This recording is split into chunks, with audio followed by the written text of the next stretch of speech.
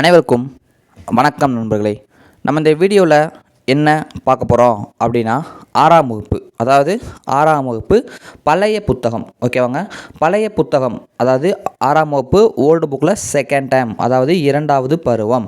அதான் வந்து நம்ம இந்த வீடியோவில் முழுமையாக பார்க்க போகிறோம் நண்பர்களே. ஸோ இதுக்கு முன்னாடி ஒரு சின்ன தகவல், நம்ம வந்து ஃபஸ்ட் டைம், ஓகேவா, 6th ஓல்டு புக்கில் ஃபஸ்ட் டைம் வந்து நம்ம 2 நாளைக்கு முன்னாடி நடத்தி வீடியோ வந்து கொடுத்தாச்சு. ஓகேவா. ஸோ அதை இன்னும் நீங்கள் யாரும் பார்க்கலாட்டி நான் டிஸ்கிரிப்ஷனில் கொடுக்குறேன், அதையும் வந்து பார்த்துக்கோங்க. ஓகேவா. ஸோ அது வந்து ரொம்ப யூஸ்ஃபுல்லாக வந்து ஹைலைட் பண்ணி நடத்திருப்பேன். ஸோ அவ்வளோதான். ஓகேவா. இந்த வீடியோ பொறுத்தவரை எப்படி இருக்கும் அப்படின்னா, செகண்ட் டைமில் வந்து என்ன சொல்கிறதுனா, பாடங்கள் கம்மியாக இருக்குது. ஓகேவாங்க. பாடங்கள் கம்மியாக இருக்குது. ஆனால் வந்து சித்தர்கள், பெரியார், முத்துராமலிங்க தேவர், புறநானூறு, பழமொழி நானூறுன்ற சிலபஸில் கவர் ஆகக்கூடிய முக்கியமான டாபிக்ஸ் இருக்குது. ஓகேவா. ஸோ அதனால் இந்த லெசன் அதே டயத்தில் சின்ன லெசன், குட்டி குட்டியாக இருக்கலாம் லெசனுமே. அதே டயத்தில் என்ன சொல்கிறது அப்படின்னா, முக்கியமான லெசன், முக்கியமான பாடங்கள் இருக்குது. ஸோ வந்து ரொம்ப ரொம்ப முக்கியமான ஒரு புக்கு தான். சிலபஸில் கவர் ஆகக்கூடிய டாபிக்ஸ் நிறைய இருக்குது. ஓகேவா. இந்த வீடியோவில் வந்து நம்ம சிலபஸ், அதாவது எக்ஸாம் பாயிண்ட் ஆஃப் வியூவில் என்ன இருக்கோ அதை பார்த்தா போதும். ஓகேவா. ஓல்டு புக்குன்றப்போ நம்ம கொஞ்சம் படித்தா போதும். என்ன தேவையோ அதை மட்டும் நான் ஹைலைட் பண்ணியிருக்கேன். உங்கள்கிட்ட புக்கு இல்லாட்டி நான் அந்த வீடியோவில் ஹைலைட் பண்ண பாயிண்ட்டு, நான் சொல்லக்கூடிய பாயிண்ட்டை மட்டும் நோட்ஸ் எடுத்து வச்சுக்கோங்க போதும். புக்கு இருந்துச்சுன்னா நான் ஹைலைட் பண்ணி வச்சுருப்பேன்ல, அதை மட்டும் ஒன்ஸ் காதால் கேளுங்க, அதை பார்த்துக்கோங்க, கேளுங்க போதும். எக்ஸ்ட்ரா பாயிண்ட்ஸ் எதுவும் படிக்க தேவையில்லைங்க. ஓகேவா. நான் அதில் சொல்கிறத மட்டும் படித்தால் போதுமானது. வீடியோக்குள்ளே போயிடலாமா? வாங்க போயிடலாம். செகண்ட் டைம், அதாவது வீடியோ பார்க்குற அனைவருமே ஒரு லைக் பண்ணிவிட்டு பார்க்க ஆரம்பிக்கிறீங்களா? ஒரு லைக். புதுசாக நம்ம சேனலை யாராவது பார்க்குறீங்கன்னா சப்ஸ்கிரைப் பண்ணிவிட்டு பார்க்க ஸ்டார்ட் பண்ணுங்கள். நம்மளுடைய ஸ்டூடெண்ட்ஸ் எல்லாமே வந்து லைக் பண்ணிடுங்க. ஓகேவா. ஃபஸ்ட்டு பாரதிதாசன். ஓகேவாங்க. இசை அமுது. இந்த இசை அமுது அப்படின்ற பாடலை பொறுத்தவரையும் பார்த்தோம்னா, பாரதிதாசன் எழுதக்கூடிய ஒரு பாட்டு. டிஎன்பிஎஸ்சியில் வந்து பார்த்தீங்கன்னா, நான் இந்த பச்சைக்கல்லில் கொடுத்துருக்கேன்ல, வானப்புணலை, இது மட்டும் டிஎன்பிஎஸ்சி ஒன் டைம் கேட்டிருந்தாங்க. என்ன அப்படின்னு பார்த்தீங்கன்னா, பாருங்கள், உடனே ரீட் பண்ணிடலாம். பாடல் தானே, பாடல் வரி. மலையே மலையே வாவா, நல்ல வானப்புணலே வாவா, இவ்வையத்தமுதே வாவா, தகரப்பந்தல் தனதனவென்ன, தாளம் கூரை சலசலவென்ன, நகரப் பெண்கள் செப்புக்குடங்கள், நன்றங்கும்களை கும்கன கனகனவென்ன, மலையே மலையே, ஏரி குளங்கள் வழியும்படி, நாடு எங்கும் இன்பம் பொழியும்படி, வாரி தூவும் பூவும் காயும், வாரி தூவும் பூவும் காயும். அடுத்து என்ன கொடுத்துருக்காங்க? மரமும் தலையும் நனைந்திரும்படி, தலையா வெப்பம் தலைக்கவும். இது வந்து இந்த தலையா வெப்பம் தலைக்கவும் என்பது டிஎம்பிசி கொஸ்டின். ஓகேவா. பார்த்துக்கோங்க. மெய் தாங்கா வெப்பம் நீங்கவும், உழுவார் எல்லாம் மலை போல, எருதை ஓட்டி பொன்னை பூட்டவும். ஸோ ஓகே, அவ்வளோதான் பாடல். புரட்சி கவிஞர் பாரதிதாசன் எழுதியக்கூடிய ஒரு பாட்டுங்க. இதில் வந்து இந்த சொல்லும் பொருள் இருக்குது பார்த்தீங்களா, இது படிக்கணுமா கேட்டிங்கன்னா ஒரு ரீட் பண்ணிக்கோங்க. ஓகேவா. வானப்புணல் அப்படின்னா என்ன அர்த்தம்னா, புனல்னா நீர், வானப்புணல் அப்படின்னா மழை நீர். ஓகேவா. தெரிஞ்சுக்கோங்க. வையத்து அமுது அப்படின்னா உலகின் அமுதம். வையம்னா உலகம், அமுதம்னா அமுது. ஸோ உலகின் அமுதம், வையம் உலகம். அங்கே கொடுத்துட்டாங்களா. தகரப்பந்தல் அப்படின்னா, இந்த பாரதிதாசனோட பாடலில் தகரப்பந்தல் அப்படின்னா என்ன அப்படின்னு சொல்லி பார்த்தீங்கன்னா, தகரத்தால் அமைக்கப்பட்ட பந்தல். தகரப்பந்தல் அப்படின்னா தகரத்தால் அமைக்கப்பட்ட பந்தல். அவ்வளோதான். அடுத்து பொடி அப்படின்னா மகரந்த பொடி. பொடின்றது மகரந்த பொடி குறிக்கிறது, எதுக்கும் தேவையில்ல. தலை அப்படின்னா செடிங்க. இது டீம்ஸ் கேட்டுங்க. தலையா வெப்பம் தலைக்கவும் தலை, இதை பற்றி கேள்வி கேட்டுருவாங்க. தலை அப்படின்னா செடி. தலையா வெப்பம் அப்படின்னா பெருகும் வெப்பம் அப்படின்னு சொல்லி எடுத்தோம். தலையா வெப்பம் அப்படின்னா பெருகும் வெப்பம் அப்படின்னு சொல்லி எடுத்தோம். அடுத்து என்ன கொடுத்துருக்காங்க? குறையாத வெப்பம் எனவும் பொருள் கொள்ளலாம். அதாவது தலையா வெப்பம்னா பெருகும் வெப்பம்னு சொல்லலாம், குறையாத வெப்பம் கூட, குறையாத வெப்பம் ரெண்டுமே ஒன்று தானே, அப்படின்னு கூட பொருள் கொள்ளலாம் அப்படின்னு சொல்கிறாங்க. தலைக்கவும் அப்படின்னா குறையவும். ஓகேவா. தலைக்கவும் அப்படின்னா குறையவும் அப்படின்னு சொல்கிறாங்க. ஆசிரியர் குறிப்பை பொறுத்த வரைக்கும் பார்த்தீங்கன்னா நியூ புக்கில் இருக்கதை அப்படியே கொடுத்துருப்பாங்க, இருந்தாலும் நம்ம தெரிஞ்சுக்கலாம். ஓகேவா. பாரதிதாசனுங்க. பாரதிதாசனை பொறுத்த வரைக்கும் பார்த்தோம்னா புரட்சி கவிஞர் எனவும் பாவேந்தர் எனவும் போலப்படுபவர். புரட்சி கவிஞர் பாவேந்தர் பாரதிதாசன். இவதம் இயற்பெயர் சுப்புரத்தினம், அதாவது கனக சுப்புரத்தினம் சொல்லுவாங்க, சுப்புரத்தினம் கூட சொல்லுவாங்க. இவர் வந்து பாரதியாரின் மீது கவிதை மீது கொண்ட பற்றின் காதலால் தம்முடைய பெயரை பாரதிதாசனை மாற்றிக்கொண்டார். அதாவது இவர் எப்படின்னா, இவர் வந்து பாண்டிச்சேரிக்காரங்க பாரதிதாசன். நம்ம பாரதியார் வந்து இந்த இந்தியா இதழில் வந்து பணியாற்றிக்கிட்டு இருப்பார். ஸோ பணியாற்றிக்கிட்டு இருக்கும்போது கைதானை பிறப்பிக்கப்பட்டன்னு சொன்னோம்ல, அந்த கைது பண்ணுறதுன்னு தப்பிக்கிறதுக்காக பாரதியார் வந்து எங்கே போவார்னா பாண்டிச்சேரி போயிடுவார். அப்போ தான் பாரதியாரோட பாட்டுகளை வந்து பாரதிதாசன் விரும்பி, அதுக்கப்புறம் வந்து பாரதிதாசன் வந்து பாரதியார் மேலே அன்பு கொண்டு இதெல்லாம் பண்ணுவார் அப்படின்ற மாதிரி கதைகள் இருக்குது, தெரிஞ்சுக்கோங்க. ஓகேவா. அதனால் பாரதியாரின் மீது பற்று கொண்ட காரணமாக தம்முடைய பேரை பாரதிதாசன் என மாற்றிக்கொண்டார். இன்னொருத்தர் இருக்கார் சுப்புரத்தினதாசன். அந்த சுரதா என்ன பண்ணார்னா, பாரதிதாசனின் மீது பற்று கொண்ட காரணமாக அவருடைய பேரை சுப்புரத்தினதாசன் அப்படின்னு மாற்றிக்கிடுவார். ஸோ இதெல்லாம் தகவல்கள் தெரிஞ்சுக்கோங்க. பாண்டியன் பரிசு, அழகின் சிரிப்பு, குடும்ப விளக்கு, இருண்ட வீடு, இந்த மாதிரி பல நூல்கள் வந்து பாரதிதாசன் எழுதியிருப்பார். பாண்டியன் பரிசு, அழகின் சிரிப்பு, குடும்ப விளக்கு, இருண்ட வீடு, தமிழச்சியின் கத்தி, ஓகேவாங்க. இன்னும் நிறையா சேரதாண்டவம், இந்த மாதிரிக்கு நிறையா பாடம் இது வந்து இவர் எழுதியிருக்காரு, அதான் தெரிஞ்சுக்கோங்க. அடுத்து முதலில் இவர் தான் கவிதை நூல்கள். இவர் வாழ்ந்த காலம் அப்படின்னு சொல்லி பார்த்தீங்கன்னா, இவர் வந்து ஏப்ரல்லே பிறந்து ஏப்ரல்லே இறந்து போயிடறாருங்க. 29/4/1891 முதல் 21/4/1964 வரை வந்து இவருடைய காலம். ஸோ அவ்வளோதான் இந்த பாடத்தில், வேறு இன்னும் பெருசாக ஒன்றும் இல்லை, ஓகேவா. அடுத்ததாங்க இந்த பாரதிதாசன் பாடம் முக்கியம் தான், சிலபஸில் கவர் ஆகக்கூடிய டாபிக். அதை விட இம்பார்ட்டண்டான ஒரு பாடம் பார்க்க போகிறோம். பழமொழி 400, 14 கீழ்கணக்கு நூல்கள் ஒன்றான பழமொழி 400 பற்றி பார்க்க போகிறோங்க. டிஎன்பிஎஸ்சியில் இதில் வந்து நிறைய கேள்விகள் கேட்டிருக்காங்க. இந்த டாபிக் வந்து ரொம்ப ரொம்ப முக்கியமான ஒரு டாபிக், படிக்கவா. ஆற்றவும் கற்றார் அறிவுடையார் அத்துடையார் நாற்றேசியும் செல்லாத நாடில்லை அந்நாடு வேற்று நாடு ஆகா தமவேயாம் ஆயினால் ஆற்றுணா வேண்டுவது இல் முன்றுரை அரையனார் அப்படின்றவர் இந்த பாடலுடைய ஆசிரியர். அதாவது இந்த பாட்டுடைய பொருள் என்ன அப்படின்னு சொல்லி பார்த்தோம்னா, பொருள் படிக்கணுமா அப்படின்னு கேட்டிங்கன்னா முக்கியம்தான். எங்கே இந்த பாடல் வரி இருக்குல்ல, இதையும் வந்து டிஎன்பிஎஸ்சியில் பாடல் வரி கொடுத்து கேட்டிருக்காங்க, புரிஞ்சுக்கோங்க. பாடலின் பொருள் ஏன் டிக் பண்ணிட்டேன்னா எல்லாமே படிக்கணும், ஓகேவா. கற்க வேண்டிய நூல்களை நிறைவாக கற்றவர், அதாவது படிக்க வேண்டிய நூல்கள் வந்து நல்லா நிறைவாக, சும்மா அறகுறையாக படிக்கக்கூடாது, நல்லா படித்தவங்க வந்து அறிவுடையவங்களாக இருப்பாங்க, ஓகேவா. அந்த மாதிரி படித்தவங்களுடைய புகழ் எப்படி இருக்கும் கேட்டிங்கன்னா, 4 திசைகளும், அதாவது கிழக்கு மேற்கு வடக்கு தெற்காகிய 4 திசைகளிலுமே, அதாவது என்ன நூல் படிக்கணுமோ அந்த நூலை படிக்கிறவங்க வந்துட்டு அறிவுடையவங்க, அவங்களுடைய புகழ் வந்து 4 திசையிலும் பரவும், அவங்களுடைய புகழ் பரவாத நாடே இருக்காது அப்படின்லாம் சொல்கிறாங்க. அவங்களுடைய புகழ் பரவாத நாடே இருக்காது. அந்த நாடுகள் எல்லாம் பார்த்தீங்கன்னா வேற்று நாடுகள், அதாவது பிற நாடுகள் கிடையாது அப்படின்னு சொல்ல. வேற்று நாடுனா பிற நாடை குறிக்கும், ஓகேவா. வேற்று நாடுகள் கிடையாது, அந்த நாடுகளும் தம்முடைய நாடுகள் தான். எனவே ஏன் அப்படி சொல்கிறாங்கன்னா, கற்றவர்களுக்கு எல்லா நாடுகளுமே தம்முடைய நாடுகள். அவங்களுக்கு வந்து இந்த வழிநடை உணவு, அதாவது கற்றவருக்கு கட்டுச்சோறு வேண்டாம்.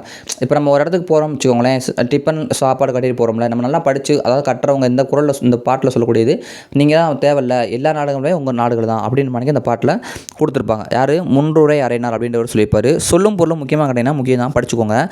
ஆற்றவும் அப்படின்னா நிறைவாக, நாற்றிசை அப்படின்னா 4 கூட்டல் திசை. ஆற்றவும் அப்படின்னா நிறைவாக, நாற்றிசை அது வந்து பிரித்தெழுதுனா 4 கூட்டல் திசை தான் பிரிக்கணும், ஓகேவா. முக்கியமானது ஒன்று. அடுத்து தமவேயாம் அப்படின்னா தம்முடைய நாடுகளே. தமவேயாம் அப்படின்னா தம்முடைய நாடுகளே. அடுத்து ஆற்றுணா அப்படின்னா 6 கூட்டல் உணான்னு பிரிக்கணும், ஓகேவா. ஆற்றுணா அப்படின்னா 6 கூட்டல் உணா அப்படின்னு சொல்லி பிரிக்கணும். 6 அப்படின்னா வழி, நமக்கு தெரியும். 6னா என்னது? வழி. வழின்னு இருக்குது. எண்ணெய் 6னா ஒரு எண், நதி, இப்படி நிறையா விஷயங்கள் வந்து 6 குறிக்கும். அதுக்கப்புறம் அதான் வழிநடை உணவு. ஆற்றுணானா வழிநடை உணவு, ஆல்ரெடி சொல்லியிருந்தோம்ல. இதனை கட்டுச்சோறுன்னு இப்போ சொல்கிறோம். இப்போ வந்து கட்டுச்சோறுன்னு சொல்கிறோம், வந்து வழிநடை உணவு அப்படின்னு சொல்லி சொல்லுவாங்களாம், புரிஞ்சுக்கோங்க. என் நாட்டிற்கு சென்றாலும் அந்நாட்டில் கற்றோரை வரவேற்று உணவளிப்பர்.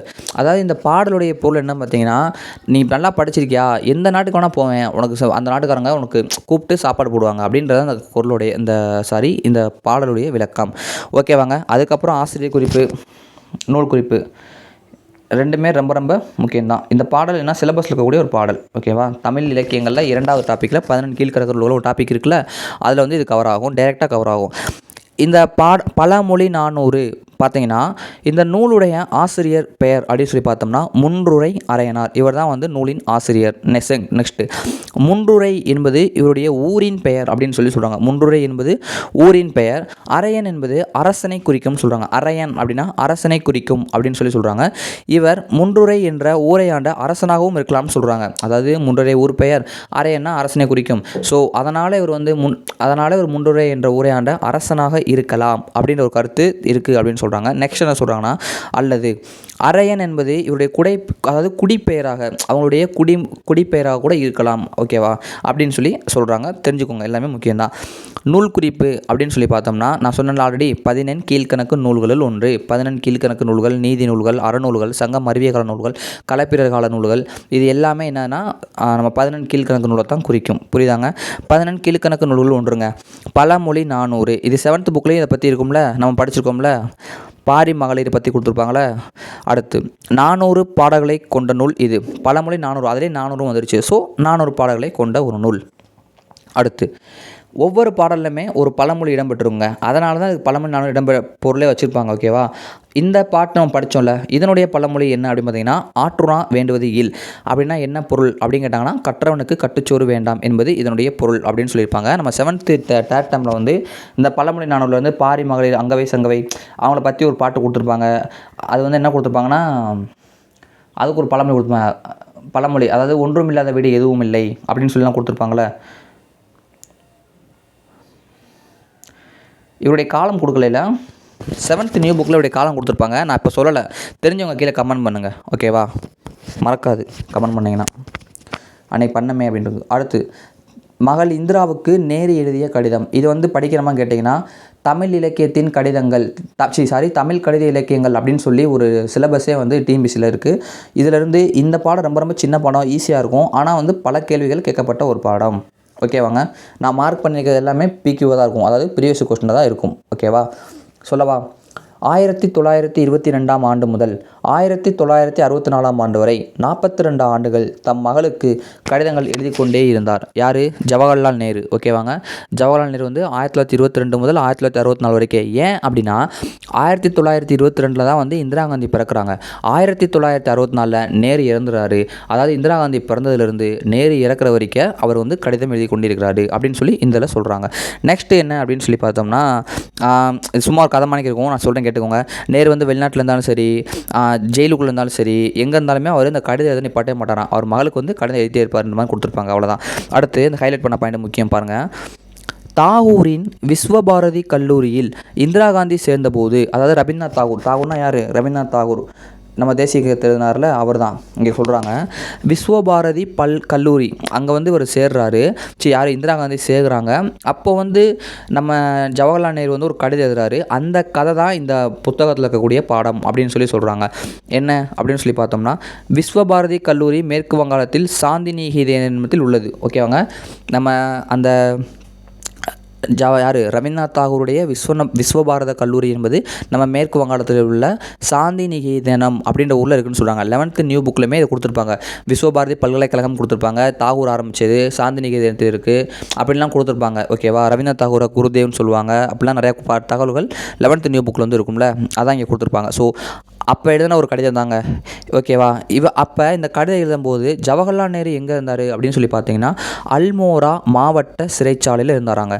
எங்கே இருந்தார்? அல்மோரா மாவட்ட சிறைச்சாலை அப்படின்ற இடத்துல இருந்து தான் எழுதியிருக்காரு. 1935 பிப்ரவரி 22ஆம் தேதி எழுதப்பட்ட ஒரு கடிதம். 1935 பிப்ரவரி 22. அதுக்கப்புறம் இங்கே என்ன சொல்லியிருப்பாரு அப்படின்னா, நான் கதையாக சொல்கிறேன்னு தெரிஞ்சுக்கோங்க.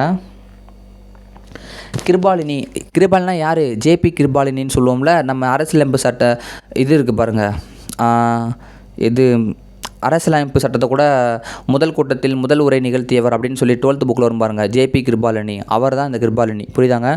அவர் தான் வந்து இந்திய அரசியலமைப்பு சட்டத்தில் முதல் கூட்டத்தில் உரை டெல்லியில் 1946 டிசம்பர் 9 காலை 9 மணி அளவில் அந்த உரையை வந்து முதல்ல அரசியலமைப்பு சட்டத்தை வந்து பேச ஆரம்பிப்பார். ஸோ அந்த ஜேபி கிருபாலினா இங்கே இவர் வர்றவர். ஓகேவா? அந்த கிருபாலினின் உதவியுடன் படிக்க வேண்டிய பாடங்களை நீ முடிவு செய்து விட்டாய். அதாவது அவங்ககிட்ட கேட்டு நீ முடிவு செஞ்சுட்ட. நேரு சொல்கிறாரு, முடிவு செஞ்சுட்ட. சரி, ஓகே. அதாவது நம்ம மாணவர்களோட சேர்ந்து என்ன சொல்லியிருப்பாருன்னா, கிளாஸில் இருந்துக்கிட்டு எல்லாரோடையும் சேர்ந்து நம்ம ஆசிரியர்கிட்ட ஒரு கேள்வி கேட்கறத விட நீ ஆசிரியர்கிட்ட தனிப்பட்ட முறையில் சேர்ந்து படிக்க ஆரம்பிக்கிற, இது ஒரு நல்ல விஷயம், இந்த அணுகுமுறை நல்ல அணுகுமுறை அப்படின்னு நினைக்க சொல்லியிருப்பார். ஓகேவாங்க? வேற ஒன்றும் பெருசாக சொல்லியிருக்க மாட்டார். இதைத்தான் கொடுத்துருப்பாங்க இங்கே. அடுத்து இந்த பேஜில் என்ன கொடுத்துருப்பாங்க அப்படின்னு சொல்லி பார்த்தோம்னா, அதாவது நேரு மறுபடியும் அதான் சொல்லுவார். அப்போ இந்த பாயிண்ட் ஏன் குறிச்சிக்கன்னா, நேரு எங்கே படித்தார் அப்படின்னு சொல்லி பார்த்தீங்கன்னா, இங்கிலாந்தில் இருக்கிற கேம்பிரிட்ஜ் பல்கலைக்கழகத்தில் படித்தாராம். நேரு எங்கே படித்தாராம்? இங்கிலாந்தில் இருக்கிற கேம்பிரிட்ஜ் பல்கலைக்கழகத்தில் படித்தாராம். ஆசிரியர்களை அப்போ வந்து நேருமே என்ன செய்வார்னா, கிளாஸில் எல்லோரும் சேர்ந்து படிக்கிறப்ப கிளாஸ் கவனிச்சிட்டு டீச்சர் வந்து தனியாக போய் கவனித்து என்ன ஏதாவது தேவையானதை கேட்டுக்குருவாராம். ஸோ அந்த அணுகுமுறை இருக்குது அப்படின்னு தான் இங்கே கொடுத்துருப்பாங்க.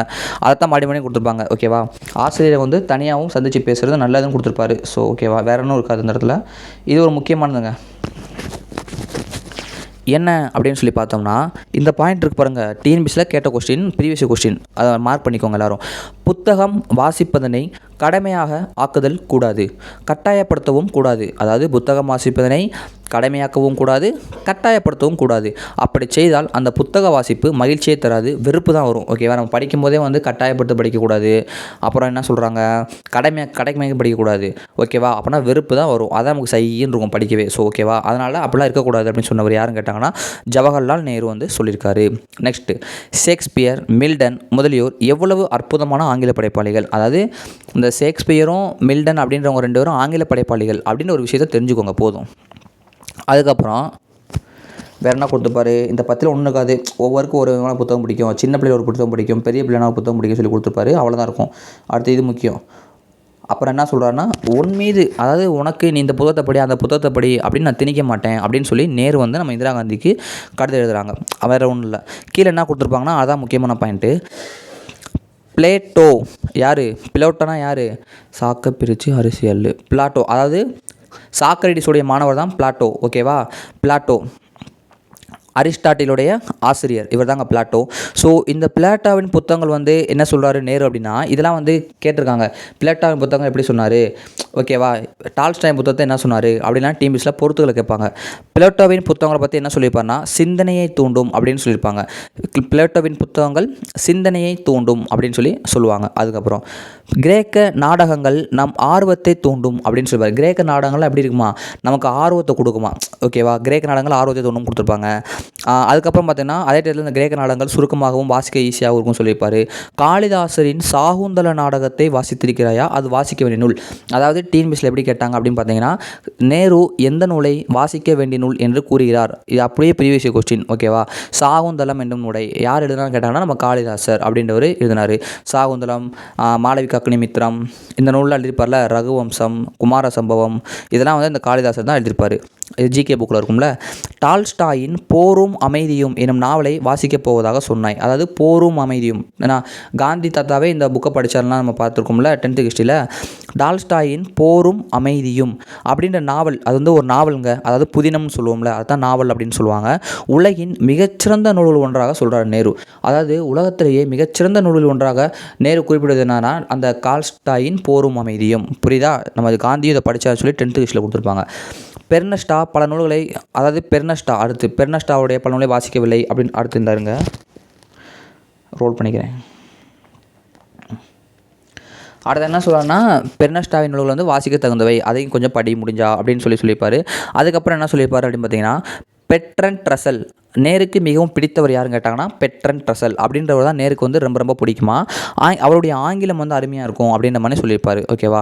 அதுக்கப்புறம் ஒன்றும் இருக்காது. கீழே வந்து ஒரு பாயிண்ட் இருக்குது பாருங்கள், மார்க் பண்ணிக்க பாருங்கள். 1000 முகங்கள் கொண்டது தம் வாழ்க்கை. அதாவது 1000 முகங்கள் கொண்டது வாழ்க்கை, அதனை புரிந்து கொள்ளவும் முறையாக வாழவும் புத்தக படிப்பு இன்றியமையாததுன்னு சொன்னவர் யாருன்னு கேட்டாங்கன்னா ஜவஹர்லால் நேரு. 1000 முகங்கள் கொண்டது வாழ்க்கை, அதனை புரிந்து கொள்ளவும் முறையாக வாழவும் ரைட் தான், புத்தக படிப்பு இன்றியமையாததுன்னு சொன்னவர் ஜவஹர்லால் நேரு. ஓகேங்க, அவ்வளோதான். அடுத்து இன்னொரு பாயிண்ட் எழுதி வச்சுக்கோங்க. எவ்வளவு துன்பமான நேரத்திலும் கூட புத்தகம் படிப்பதை கைவிடக்கூடாதுன்னு சொன்னவர் யாருன்னு கேட்டாங்கன்னா ஜவஹர்லால் நேரு. இது ஒரு ப்ரீவியஸ் வினாக்கள். ஓகேவா? என்ன சொல்லியிருக்காங்க, எவ்வளவு துன்பமான நேரத்திலும் புத்தகம் படிப்பதை கைவிடக்கூடாதுன்னு கூறியவர் நம்ம ஜவஹர்லால் நேரு. ஓகேவா? தெரிஞ்சுக்கோங்க, ப்ரீவியஸ் கொஸ்டின் புக் பேக்கில் இருக்கும். அடுத்து கேம்பிரிட்ஜ் நம்ம படித்தோம்ல, நேரு வந்து கேம்பிரிட்ஜ் பல்கலைக்கழகத்தில் படித்தார் அப்படின்னு சொன்னோம்ல. அந்த கேம்பிரிட்ஜ் எங்கே இருக்குன்னா இங்கிலாந்தில் இருக்கக்கூடிய ஒரு பல்கலைக்கழகம். அடுத்து ஷேக்ஸ்பியர் அப்படின்னு சொல்லி பார்த்தோம்னா, ஷேக்ஸ்பியர் யார்? ஒரு ஆங்கில நாடக ஆசிரியர், இங்கிலீஷ் நாடக ஆசிரியர். ஓகேவா? அதுக்கப்புறம் மில்டன் அப்படின்றவர் யாருன்னு பார்த்தீங்கன்னா ஒரு ஆங்கில கவிஞர். இந்த வந்து பொறுத்துக்களை வந்து இதை கேட்டிருக்காங்க. ஓகேவா? இதை கொடுத்து பொறுத்துக்க சொல்லியிருக்காங்க.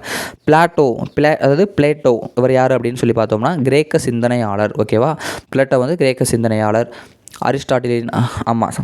அரிஸ்டாட்டிலுடைய ஆசிரியர். காளிதாசர் அப்படின்னு சொல்லி பார்த்தோம்னா வடமொழி நாடக ஆசிரியர், குப்தர்கள் காலத்தில் வாழ்ந்த ஒரு ஆசிரியர். அடுத்து டால்ஸ்டாய் வந்து ரஷ்ய நாட்டு எழுத்தாளர், போரும் அமைதின்ற நூலை எழுதியவர். அடுத்து ரஷ்ய நாட்டு எழுத்தாளராங்க.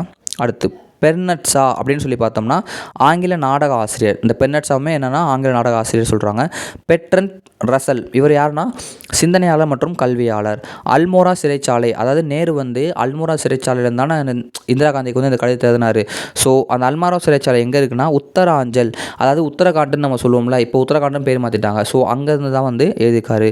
கிருபாலினி அப்படின்னு சொல்லி பார்த்தோம்னா விஸ்வபாரதியில் பணிபுரிந்த ஒரு பேராசிரியர். அந்த விஸ்வபாரதி பல்கலைக்கழகம் தாகூருடைய கல்லூரின்னு சொல்லணும்ல, அங்கே பணிபுரிஞ்ச ஒரு பேராசிரியர். இந்திய அரசியலமைப்பு சட்டத்தின் முதல் கூட்டத்தில் முறை உரை நிகழ்த்தியவர். அடுத்து பார்த்தோம்னாங்க, இந்த பாடத்தை வந்து ஒன்றுமே இருக்காது. ஸோ வந்து படிக்க தேவையில்ல. ஓகேவா? பாயிண்ட்ஸ் எதுவும் இருக்காது. நீங்களுமே அவாய்ட் பண்ணிடுங்க.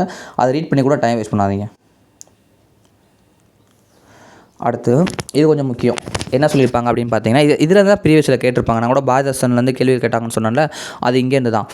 என்ன அப்படின்னு சொல்லி பார்த்தீங்கன்னா, ஒரு சொல் பல பொருள். அதாவது பாரதிதாசன் பாடலில் வந்து படித்தோம்ல, மலையே மலையே வா வா வானப்புணலை வாவான்னு பாடம். அந்த பாட்டிலேருந்து ஒரு 3 இடங்களில் வந்து தலை அப்படின்ற சொல் இடம்பெற்றிருக்குங்க. ஒரு 3 இடங்கள் என்ன இருக்கும்? தலை அப்படின்ற சொல் வந்து இடம்பெற்றிருக்கும். மரமும் தலையும் அப்படின்ற தொடரில் தலை வந்து செடியை குறிச்சிச்சான். அதாவது மரமும் தலையும் அந்த பாட்டில் வரும். அப்போ வந்து தலை அப்படின்ற சொல் வந்து செடி கொடியை குறித்தது அப்படின்னு சொல்கிறாங்க. தலை என்பது பெயர் சொல். இங்கே அதாவது செடி கொடியை குறிக்குது. அப்போ செடி கொடி இது ஒரு பெயர் சொல். ஸோ இங்கே வந்து தலை வந்து பெயர் சொல்லை குறிக்குதான். அதுக்கப்புறம் தலையா வெப்பம் தலைக்கவும் அப்படின்ற ஒரு தொடரில் தலை என்பது வினைச்சொல் அப்படின்னு சொல்கிறாங்க. தலையா வெப்பம் தலைக்கவும் என்பதை தலை என்ன சொல்கிறாங்க? வினைச்சொல். ஏன் சொல்கிறாங்க? ஏன் அப்படின்னா அங்கே வந்து தலை பெயர் சொல்லலாம், இங்கே வந்து தலை வினை சொல்லலாம். இதைத்தான் டிஎன்பிஎஸ்சியில் கொடுத்து கேட்டிருந்தாங்க. ஏன் அப்படின்னு பார்த்தோம்னா, தலைத்தல் அப்படின்னா வந்து கூடுதல் குறைதல் என 2 பொருளுமே இருக்கான். தலைத்தல்னா கூடுதல் குறைதல், இந்த 2 பொருளுமே இருக்கான். இங்கே பாருங்கள், நாடு தலைக்க அப்படின்னா நாடு வளர்க அப்படின்னு சொல்லி அர்த்தமா. நாடு தலைக்க அப்படின்னா நாடு வளர்க அப்படின்னு சொல்லி அர்த்தமா. அதுக்கப்புறம் வந்து இன்னொரு பாயிண்ட் கொடுத்துருவாங்க பாருங்கள். சேலையை தலையை உடுத்தினாள் அப்படின்னா என்ன அர்த்தம் அப்படின்னு பார்த்தீங்கன்னா, சேலையை தாளப்படியுமாறு உடுத்தினாள். சேலையை தாளப்படியுமாறு உடுத்தினாள் அப்படின்னு சொல்லி அர்த்தமா. அதுக்கப்புறம் ஆற்றுணா பற்றி கொடுத்துருப்பாங்க. புறநானூற்றில் பார்த்தோம்ல, பழமொழி நானூரில் பார்த்தோம்ல, ஆற்றுணா அப்படின்னா 6 கூட்டல் உணா. ஓகேவா? 6 என்பது வழியை குறிக்கிறது. இந்த பாட்டில் வந்து 6 என்பது வழியை குறிக்கிறது. 6னா ஒரு நம்பர், 6னா நதி, இப்படிலாம் இருக்குது. ஆனால் இந்த பாட்டில் வந்து 6 என்பது வழி தாங்க குறிக்கிறது. புரியுதா? 6 என்னும் சொல்லுக்குத்தான் எத்தனை பொருள்கள். அதாவது 6னா ஒரு எண், 6னா இயற்கை கடல்களுக்கிடையும் ஓடும் நீர்ப்பரப்பு, 6னா வழி, 6னா தனியும் கூட இருக்காங்க. 3 சொல்லி கொடுத்துருக்காங்க. ஓகேவா? தனி அப்படின்ற கூட இருக்குது அப்படின்னு நம்மலாம் சொல்லியிருக்காங்க. ஓகேவா? ஸோ அவ்வளோதான் நினைக்கிறேன். மிச்சம்லாம் தேவையில்லை, அதை நான் அவாய்ட் பண்ணிட்டு போகிறேன். நீங்களும் வந்து படிக்க தேவையில்லை. ஒளியை உணர்த்தும் சொற்கள் 2 சேர்ந்து வரும். அவ்வாறு போடும்போது அது ஒளி குறிப்பை வெளிப்படுத்தும். இதனை பிரித்தால் பொருள் தராது. அதாவது இரட்டை கிளவி பற்றி கொடுத்துருக்காங்க. என்னன்னா கனகன தனதன இருக்குது பார்த்தீங்களா? இதை பாருங்களேன்.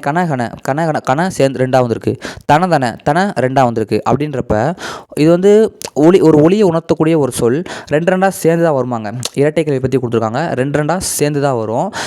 அது ஒளி குறிப்பையும் வெளிப்படுத்தும். கலகல, சடசட, படபட ஒரு ஒளி குறிப்பையும் வெளிப்படுத்தும்.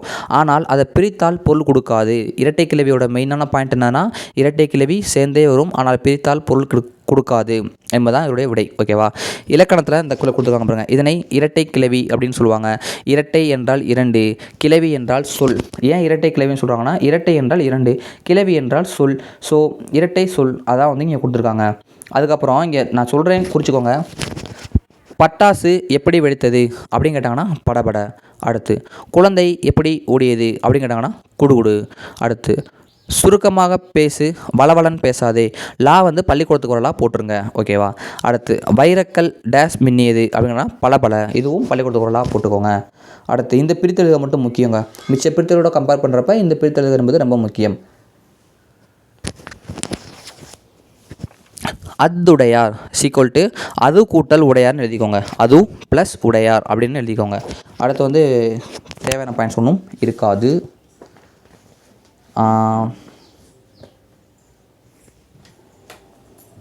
அடுத்து வந்து முக்கியமான பாயிண்ட் அப்படின்னு சொல்லி பார்த்தோம்னா, இங்கிட்ட வந்து ஏன்னா அதாவது உள்ளே இருக்கதா இருக்கும். ஏன்னா சொல்கிறேன் மாதிரி கேட்டுக்கோங்க. நேரு படித்த பல்கலைக்கழகத்தின் பெயர் என்னன்னு கேட்டாங்கன்னா கேம்பிரிட்ஜ் பல்கலைக்கழகம் உள்ள பார்த்தோம். கடிதத்தை நேரு எங்கிருந்து எழுதினார் அப்படின்னு பார்த்தோம்னா அல்மோரா சிறைச்சாலையிலிருந்து எழுதினார். இந்திரா காந்தி படித்த பல்கலைக்கழகம் எது, அது எங்கே உள்ளதுன்னு கேட்டாங்கன்னா விஸ்வபாரதி பல்கலைக்கழகம் மேற்கு வங்காளத்தில் இருக்குது அப்படின்னு சொல்லி படித்தோம்ல, அதான். வீட்டிலும் பள்ளியிலும், அதாவது இங்கே என்ன பாயிண்ட்டு பாருங்களேன். நேரு இருக்கார்ல, ஜவஹர்லால் நேரு, அவர் வந்து வீட்லேயும் பள்ளிக்கூடத்துலேயும் படித்ததை விட மிகுதியாக எங்கே படித்தாருன்னு பார்த்தீங்கன்னா சிறையில் தானே. அத்தனை நாளுக்கு வந்து ஜெயிலில் இருந்துக்காரு அப்படின்ற மாதிரி சொல்லியிருக்காங்க. நேரு விரும்பி படித்த நூல்கள் எந்த மொழியில் இருந்தன அப்படின்னு கேட்டிருக்காங்க. இந்த இதில் எந்த மொழியில் எழுதுறாங்க அப்படின்னு பார்த்தீங்கன்னா ஆங்கிலம். ஓகேவா, ஆங்கில மொழியில் இருந்தன. நேரு மகளுக்கு எழுதிய கடிதத்தில் எதனை பற்றி அதிகம் கூறுகிறார் அப்படின்னு கேட்டாங்கன்னா, நூல்கள் பற்றி தான் மேக்ஸிமம் பேசியிருப்பார். அந்த கடிதத்தில் பார்த்தோம்ல, மேக்ஸிமம் இந்த நூலைப்படி அந்த நூலைப்படி அவர் எழுதினார் இது எழுதினார் அப்படின்னு சொல்லி நூலை பற்றி தான் சொல்லியிருப்பாங்க. உலகின் மிக சிறந்த நூல்களில் ஒன்று என நேரு குறிப்பிடுவது போரும் அமைதியும். ஓகேவா, போரும் அமைதியும் எழுதிக்கோங்க, டால்ஸ்டாயுடைய புத்தகம். சாகுந்தலம் நாடகத்தின் ஆசிரியர் யார்? காளிதாசர். அவர் தான் மாளவிகாக்கினி மித்திரம், அந்த ரிது சம்ஹாரம் இதெல்லாம் எழுதினவர் நான் சொன்னேன்ல, குப்தர்கள் காலத்தில் வருவார். அந்த நவரத்தினங்களில் யார்? விக்ரமாதித்யனுடைய நவரத்தினங்களில் ஒருவராகவும் வந்து இருப்பார் அப்படின்னு சொல்லி பார்த்தோம்ல. ஸோ அடுத்து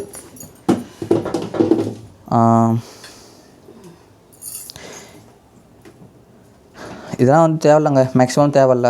இங்கே வந்து மேகம்க்கு வந்து பல பெயர்கள் அப்படின்னு சொல்லி பார்த்தோம்னா, கொண்டல்னா மேகம், முகில்னா மேகம், எழில்னா மேகம், மஞ்சுனா மேகம், எல்லாமே மேகத்தை குறிக்கக்கூடிய சொற்கள் தான். ஓகேவா, அடுத்து இங்கே எதுவும் தேவை அப்படின்னு பார்த்தா இங்கே வந்து எதுவும் தேவைப்படாது. இங்கே ஒரு பாயிண்ட் இருக்குது பாருங்கள். நேருவின் கடிதத்தின் மூலம், அதாவது என்னென்னா அதை விட்டுருங்க, இந்த பாயிண்ட் இருப்பாங்க. எவ்வளவு துன்பமான நேரத்திலும் புத்தகம் படிக்கும் பழக்கத்தை கைவிடக்கூடாது. நான் சொன்னேன்ல, ஸோ இதை சொன்னவர் யாருன்னா நேரு. இது ஏன் இப்படி போட்டு பண்ண இம்பார்ட்டன்ட் கொடுத்துருக்கேன்னா, இது ஒரு ப்ரீவியஸ் இயர் வினா, அதனால தான் வந்து நான் கொடுத்துருக்கேன். ஓகேவாங்க. ஸோ அடுத்து பார்க்கலாமா. அடுத்து கரகாட்டத்தை பற்றி வந்து கொடுத்துருப்பாங்க. என்ன அப்படின்னு சொல்லி பார்த்தோம்னா,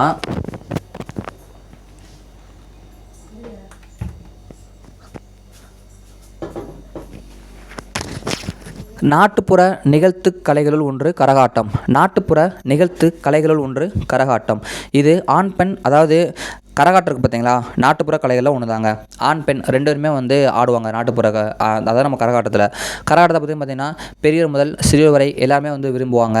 அதே டயத்தில் இதில் முக்கியமான பாயிண்ட் என்ன பாருங்களேன், நாகசுர இசைக்கு ஏற்ப ஆடுவாங்களாம். கரகாட்டம் படத்தில் பார்த்துருக்கீங்களா, அந்த ஒரு செந்தில் காமெடி கூட வரும் பாருங்கள், நீங்கள் ஊதா அவங்க ஆட அப்படியே தில்லானா மோகன் வளருக்கு அப்படின்னு சொல்லி ஒரு ஆள் காமெடி பண்ணுவார்.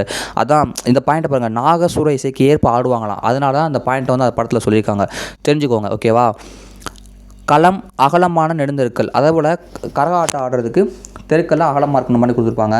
ஸோ இது வந்து நான் குறிச்சிருக்கேன், எல்லோரும் பார்த்துக்கோங்க, பார்த்து மார்க் பண்ணிக்கோங்க போதும். இதெல்லாம் வந்து ரீட் பண்ணிகிட்டு இருக்கணும் வேணாம் கிடையாது. ஓகேவா, அடுத்து ஸோ இதெல்லாம் குறிச்சிக்கோங்க எல்லோரும். ஒன்ஸ் வீடியோ ஸ்டக், அதாவது பாஸ் பண்ணிவிட்டு கூட குறிச்சிக்கோங்க. அடுத்து நான் போயிடுறேன், அதெல்லாம் ரீட் பண்ணவும் கிடையாதுங்க. இது வந்து நான் ஏன் கொடுத்துருக்கேன்னா, இந்த லையா அந்த லையா அந்த மயங்கொலி பிள்ளைகள் மாதிரி இருக்கும். ஸோ இதுன்னு தெரியாமல் போயிடும், அதனால தான். உயர்ந்து நிற்பது மலை, ஃபஸ்ட்டு வருது பாருங்கள், குண்டலை, அதான். செகண்டு, வானத்திலிருந்து பெறப்படுவது மலை, இந்த மலை தெரியும். உழவர்கள் ஆடைத்தங்களில் பொன்னேர், 2 சொல்லினா 3 சொல்லினான்னு குழம்பாதீங்க, 2 சொல்லின்னு தான் வரும். அதுக்கப்புறம் மலைநீரை வானப்புணல், இதுக்கும் 2 சொல்லின்னு தான் வரும். பாரதிதாசன் இயற்றிய நூல் பாண்டியன் பரிசு, 3 சொல்லி. பாண்டியன் பரிசுக்கு என்ன வரும்? 3 சொல்லி வரும். ஸோ அதை பார்த்துக்கோங்க.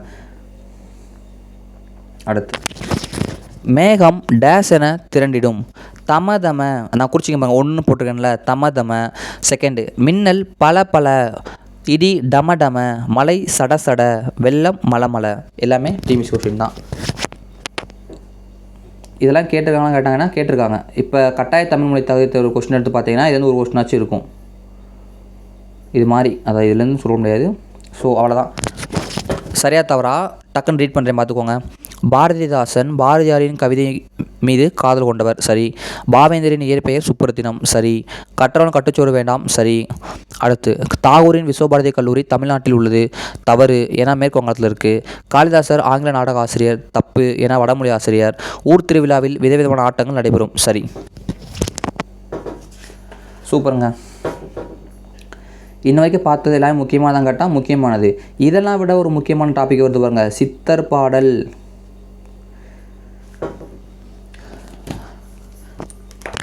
அதாவது இந்த பாட்டு வந்து ரொம்ப ரொம்ப ரொம்ப முக்கியங்க. ஏன்னா டிஎன்பிஎஸ்சியில் வந்து சித்தர்கள் பாடத்துன்னு ஒரு கேள்வி கேட்டாங்கன்னா இந்த புக்கிலேருந்து கேட்டுருவாங்க. இப்போ கூட ரீசெண்டாக போன 2022 குரூப் 2லையும் கேட்டாங்க. குரூப் 2 குரூப் 4 இப்போ இருக்கக்கூடிய குரூப் 4 எல்லாத்துலேயுமே கடவுள் சித்தரை பற்றி கொஸ்டின் இல்லாமல் இருக்காது, சித்தர்களை பற்றி கொஸ்டின் இல்லாமல் இருக்காது. முக்கியமான பாடம், ஓகேவா. ஸோ ஃபஸ்ட்டு வந்து இந்த குரலை இந்த பாடலின் பொருளை எல்லாத்தையும் படிச்சுட்டு பாட்டை படிப்போம், ஓகேவா. அப்போ தான் ஈஸியாக இருக்கும். வந்து இது விட்டுருங்க, எல்லாத்தையும் படிச்சுட்டு வருவோம் ஓகேவா. ஆசிரியர் குரூப்பை படிச்சுடுவோம். ஏறத்தாழ ஒரு 400 ஆண்டுகளுக்கு முன்னாடி சித்த மருத்துவம் இப்போலாம் படிக்கிறோம் கேள்விப்படுறோம்ல. அவங்க வந்து கிட்டத்தட்ட 400 வருஷத்துக்கு முன்னாடி தமிழ்நாட்டுடைய காடுகளிலும் மலைகளிலும் வாழ்ந்தவங்க தான் சித்தர்கள் அப்படின்னு சொல்கிறாங்க. பாம்பாட்டி சித்தர், குதம்பை சித்தர், அழுகுனி சித்தர் என பல சித்தர்கள்லாம் இருந்தாங்க அப்படின்னு சொல்லி சொன்னாங்க. குரூப் 2ல் கூட குதம்பை சித்தர் பற்றி ஒரு கொஸ்டின் வந்துருந்துச்சுங்க. குதம்பாய் எதுக்கடி குதம்பாய் அப்படின்னு சொல்லி இப்போ 2024 குரூப் 2 நான் சொல்கிறது வந்துருந்துச்சு, போய் எடுத்து பாருங்கள் வந்தா. அடுத்து கடுவெளி சித்தர் அப்படின்னு சொல்லி பார்த்தோம்னா, அதாவது நம்ம பாடப்பகுதி இருக்குல்ல, இந்த பாட்டை எழுதினவர் யாருன்னா கடுவெளி சித்தர். என்ன சொல்லியிருப்பார் அப்படின்னு சொல்லி பார்த்தீங்கன்னா, உருவ வழிபாடு செய்யாமல், இப்போ நம்ம சாமி கும்பிட்றோம்ல, எல்லா சாமிக்கும் உருவம் வச்சு கும்பிட்றோம்ல, இந்த சித்தர் என்ன பண்ணுறாரு அப்படின்னு சொல்லி பார்த்தீங்கன்னா, உருவத்தை வச்சே சாமி கும்பிட மாட்டாராம். உருவ வழிபாடு செய்யாமல் வெட்ட வெளியை சும்மா அவர் வாட்டை ஒன்றா சாமி கும்பிடுவார். வெட்ட வெளியே எதாவது ஒன்று பார்த்து, எதையுமே பார்த்தும் கிடையாது, சும்மா வெட்ட வெளியே வந்து கடவுளை வழிபட்டவரான். எளிய சொற்களில் அறிவுரை கூறிய சித்தர் யாருன்னு டிஎம்பிஎஸ்சில் கேட்டாங்கன்னா கடுவெளி சித்தர்ன்ற சொல்லுங்கள். எளிய சொற்களில் அறிவுரைகளை கூறியவர் யார் அப்படின்னு கேட்டிங்கன்னா கடுவெளி சித்தர் அப்படின்னு சொல்லி சொல்லுங்கள். அதுக்கப்புறம் வந்து பார்த்திங்கன்னா பாடலுடைய பொருளுக்கு போயிடலாங்க. இந்த பாடலும் பொருளும் இது வந்து முக்கியம்தான், நீங்கள் வந்து பார்த்துக்கோங்க. புக்கு இருக்கவங்க படிச்சுக்கோங்க, புக்கில் இருக்கவங்க பேஸ்ட் பண்ணி வச்சுட்டு எழுதி வச்சுக்கோங்க. ஓகேவா? முக்கியம்தான் அது எல்லாமே. இந்த பாடலும் பொருள் ரொம்ப அதை விட முக்கியம். ஸோ அதான் நேரம் இங்கே வந்துட்டேன். இந்த பாடலுடைய பொருளில் இவர் என்ன சொல்லியிருப்பார் அப்படின்னு சொல்லினா, உன்னை யாராவது வைகிறாங்களா அவங்கள வையாத. ஓகேவா? இந்த உலகத்தில் எல்லாமே பொய்யா பேசுகிறாங்களா, நீ பொய் சொல்லாத. ஓகேவா? பிறருக்கு துன்பம் தரும் செயல்களை செய்யாத. கல்லெறிந்து பறவைகளை துன்புறுத்தாத. பறவைகள் இருந்துச்சுன்னா பறவை மேலே கல்லை கொண்டு எரிஞ்சு அந்த பறவைகளை துன்புறுத்தாத. இது எல்லாமே சொன்னவர் யாருன்னு பார்த்தீங்கன்னா கடுவெளி சித்தர் வந்து சொல்லியிருப்பார். இது எல்லாமே கொஸ்டின் பாயிண்ட்டு. ஓகேவா? இல்லை ஒன்றுமே பாயிண்ட் இல்லாத கிடையாது. அடுத்து பாம்போடு விளையாடாத அப்படின்னு சொல்லியிருப்பார். பெண்களை பழித்து பேசாத, பெண்களை தப்பாக பேசாத, பிறரிடம் கசப்பான சொற்களை பேசாத. அதாவது உன் இருமாப்பை பிறருக்கு காட்டாதே, இதெல்லாம் சொல்லியிருப்பார். ஓகேவா?